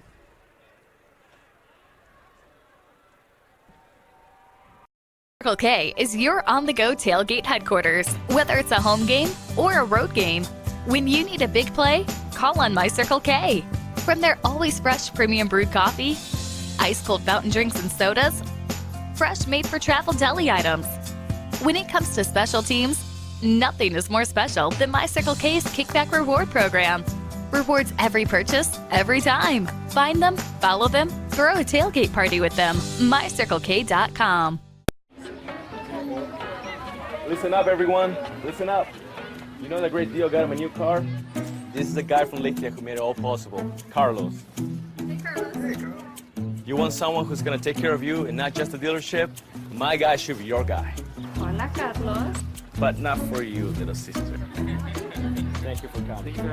Find your guy during Jeep Adventure Days going on now at Lithia Chrysler Jeep Dodge of Medford and on lithiasuperstore.com. Not a dealership, a partnership. This year, don't just replace your windows, renew them with beautiful and energy-efficient windows from Bill's Glass. Having new windows installed. Hello and welcome back. Liberty kicking off. And it goes deep to Mitchell Walker. Walker fields it on a bounce. Walker now sprinting out to the right, running sideways. Gets around the outside, and it's tough for me to believe that the Panthers had a late hit, and that's not like a horse collar tackle. Like, what's the difference? Yeah. Well, they got us one for upstairs. They called a face mask. It definitely wasn't a face mask. Might have been on the helmet. Yeah. Thought we had our own version of a helmet-to-helmet there earlier on one of our dump outs to the flat. Didn't get that, but you got to fight up the middle, and you get contact, and we get the helmet-to-helmet out of that. It's questionable. Yeah. Alvarez back in the game here at the bottom of the screen. Tuttle in the gun. Shotgun snap. Isaac Dillon on the wheel, and that's just air mild out of bounds. I got to say, Alvarez does not look right. No, he's hurting. He's hurt. And what a game. He's had 3 touchdowns today. Yeah. For the senior wide receiver. Big game. It's going to be a real blow if he comes out of here with any kind of lasting injury. Yeah.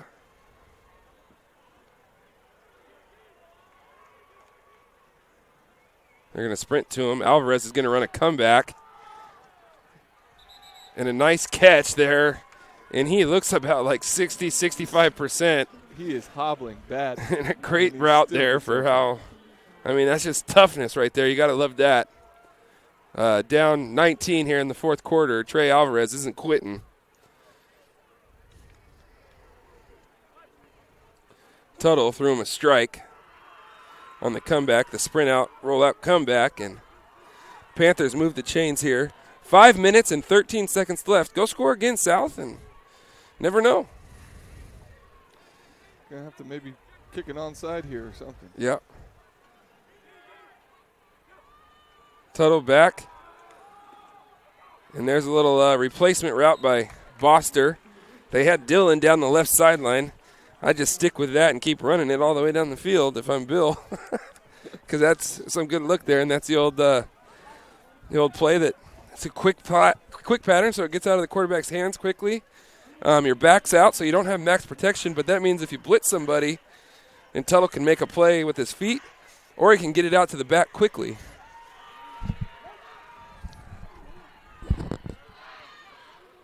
And there's a little inside handoff, and that outside linebacker comes in and crashes and makes that play. So the Panthers pick up about one there. Isaac Dillon on the inside run.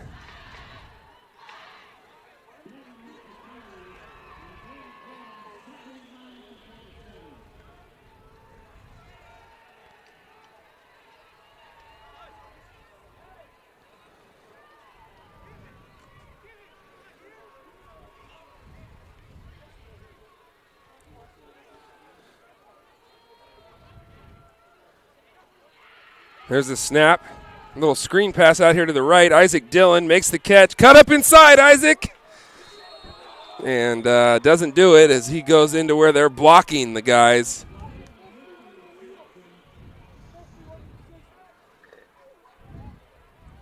Man, that play had some potential set up there. Had the blockers, just kind of ran into where they happened to be going.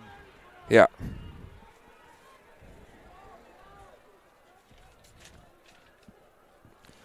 So big play here. 3rd down and 9, and if you're South, you'd like to keep the offense going here, so it'd be nice to pick this up.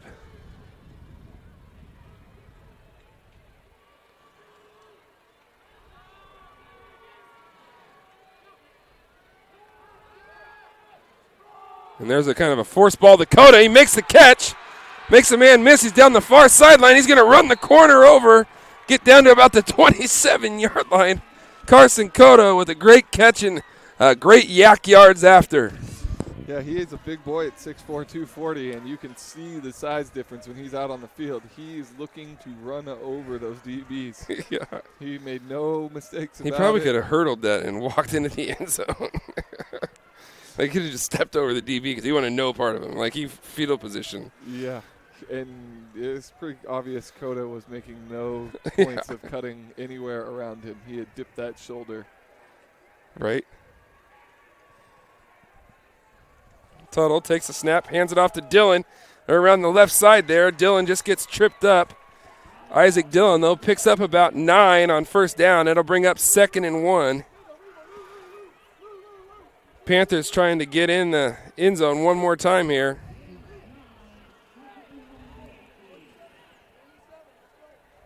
They got the edge. Bill wants the same thing.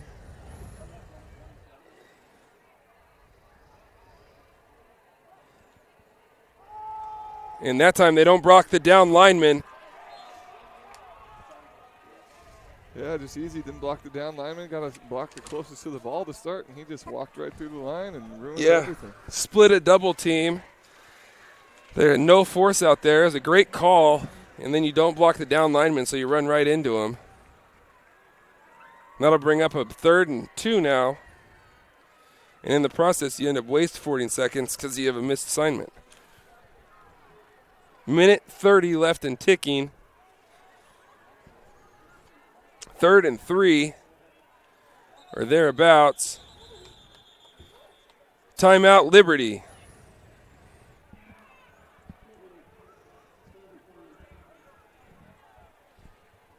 They didn't like how they were lined up there and wisely took the quick timeout.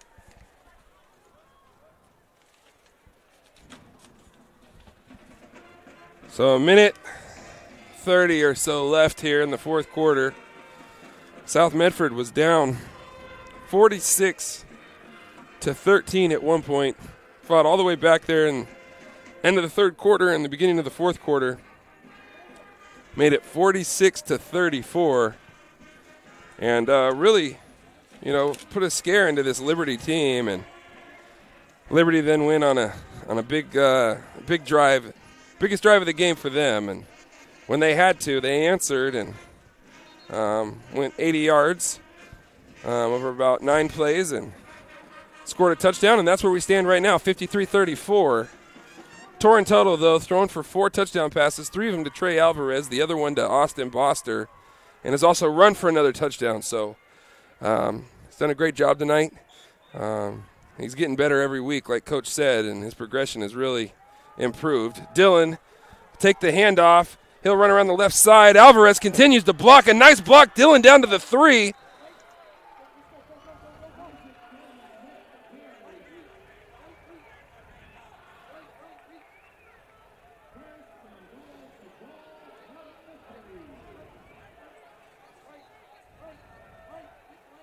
I think that block came from Phoenix Riddle, not Alvarez. So I was interested to see him in there fighting on that hurt leg. He's off the field currently. Yeah, and we're checking into a different play here. Dylan's got to go up inside of that.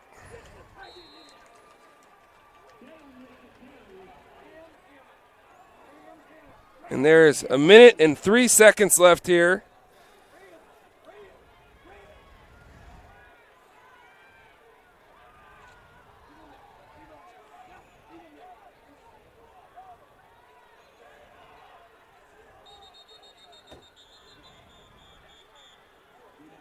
And they got 12 on the field, so they're going to blow it dead. They should let them play it out.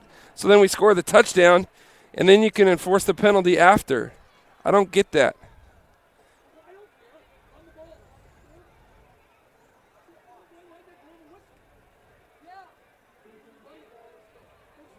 That's so. If they have 12 on the field, it's basically like giving you a free timeout when you're on the 1 yard line. Like, let them run the play and then throw the penalty flag after, right, and totally take the result of the play. Worst case scenario, they don't move the ball at all. Yeah, they just stop. Doesn't they just give you a free timeout. Tuttle going to keep it and will account for his 6th touchdown of the night. 2 on the ground, 1 through the air, and the Panthers have cut it to 13 here with 32 seconds left. And you got to tip your cap to South Medford. They've kept fighting, because there was a couple times where they just could have closed up shop and said, "Hey, we're done. This is a lost cause," but they didn't. They didn't. A couple just really crucial mistakes tonight really changed the outlay of this game. Kick is up and it is through, and Panthers now down 53-41, and it's time for an onside kick, Benny. It is. Might as well get one. What the heck? Time to work on it for later, too. Yep.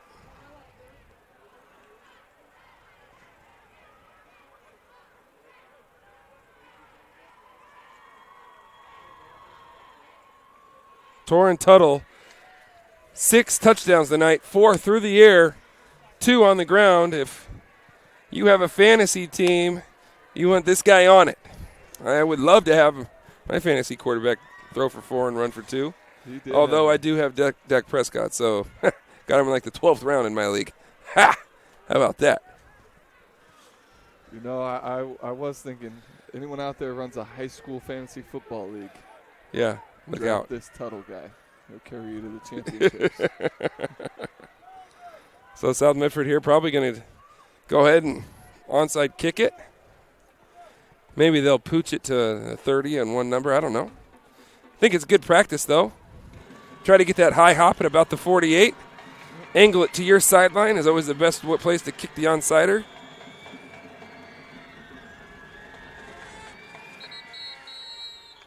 And there is a penalty. It was kind of a weird pokey kick thing. Yeah, not sure if he was trying to get downward on that and just didn't, or if he really wanted that out in front toe poke.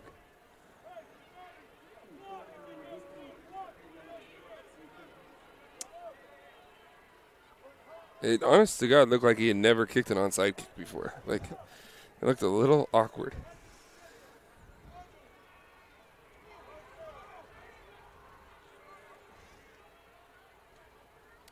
That offsides on South there, back on the kickoff, back it up 5. But now you kind of get like a feel for it. Like, we have 1, 2, 3, 4 guys down here. They only have 3 guys on this side of the hash. I'd be kicking it right here. Granted, it's their best guy, but. Oh, we got a good bounce. And Liberty's able to recover it. Good execution there by the hands team from this Liberty Falcons group. A good bounce off the onside kick there. Just happened to be right into the hands of an oncoming Liberty player. So I'm sure Liberty will probably take a knee and get out of here. Mountain View trailing Grants Pass 49-43, real similar score to here. Craters trailing 31-20. And it looks like Thurston's taking a knee there, so that should be final. And there is Liberty taking a knee, and that will do it as the Panthers fall to 2-1. And Liberty, the Falcons, the visiting team, they go to 2-1 also, so with the win. We're going to take a quick break. When we come back, we'll have our post-game show and the wrap-up.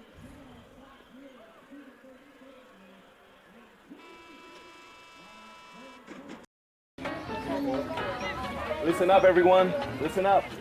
You know that great deal got him a new car? This is the guy from Lithia who made it all possible, Carlos. Hey, Carlos. Hey, Carlos. You want someone who's going to take care of you and not just the dealership? My guy should be your guy. Hola, Carlos. But not for you, little sister. Thank you for coming. Find your guy during Jeep Adventure Days going on now at Lithia Chrysler Jeep Dodge of Medford and on lithiasuperstore.com. Not a dealership, a partnership. This year, don't just replace your windows, renew them with beautiful and energy-efficient windows from Bill's Glass. Having new windows installed by Bill's Glass dramatically update and improves the look of your home and helps reduce energy bills year-round. Let Bill's Glass show you what you've been missing. Bill's Glass, the largest glass company in Southern Oregon for your home or auto, as well as the trusted industry leader for over 40 years. Bill's Glass in Ashland and Medford, and now Bill's Glass in Grants Pass. Welcome back. Check out on our John L. Scott scoreboard the final score there. The Liberty Falcons win here in a high-scoring contest, 53-41. Scoring recap, the Panthers, they scored 41 points, 6 touchdowns accounted by Torrin Tuttle, 4 through the air, 3 of those to Trey Alvarez. Had 3 touchdown catches tonight. Austin Boster also had a touchdown catch. Then Torrin Tuttle had 2 rushing touchdowns. That accounted for the 41 points. Really, the difference was Liberty's 5 touchdowns in the first half on 5 possessions. South Medford had 2 turnovers to start the third quarter, back-to-back turnovers. And those 2 turnovers turned into scores for Liberty. And the Panthers lose by a 12-point margin. So you take those turnovers and those scores away for Liberty, going the other way, and you guys, we're probably still playing right now, Benny. Yeah, that's exactly right, Boom. When you've got a shootout like tonight's game turned out to be, offense back and forth, you're only going to have a few breaks. We did catch them on our defense that allowed us some opportunity to get back in the game, but when you give away 2 turnovers back to them, that's just going to be enough to doom you for the night. Yeah, 3 turnovers overall that South had. Two interceptions from Tuttle. The one was right through Mitchell Walker's hands, popped up. Liberty, picked it off, and that one probably goes on Walker. The next interception, a little bit overthrown ball on a slant where Tuttle took a shot. So 2 picks tonight for Tuttle, but those totals now for Torrin Tuttle, 10 touchdown passes on the season to only 2 interceptions, and I would say he's probably completing the ball at about 60-65%. So he's done a great job coming in here.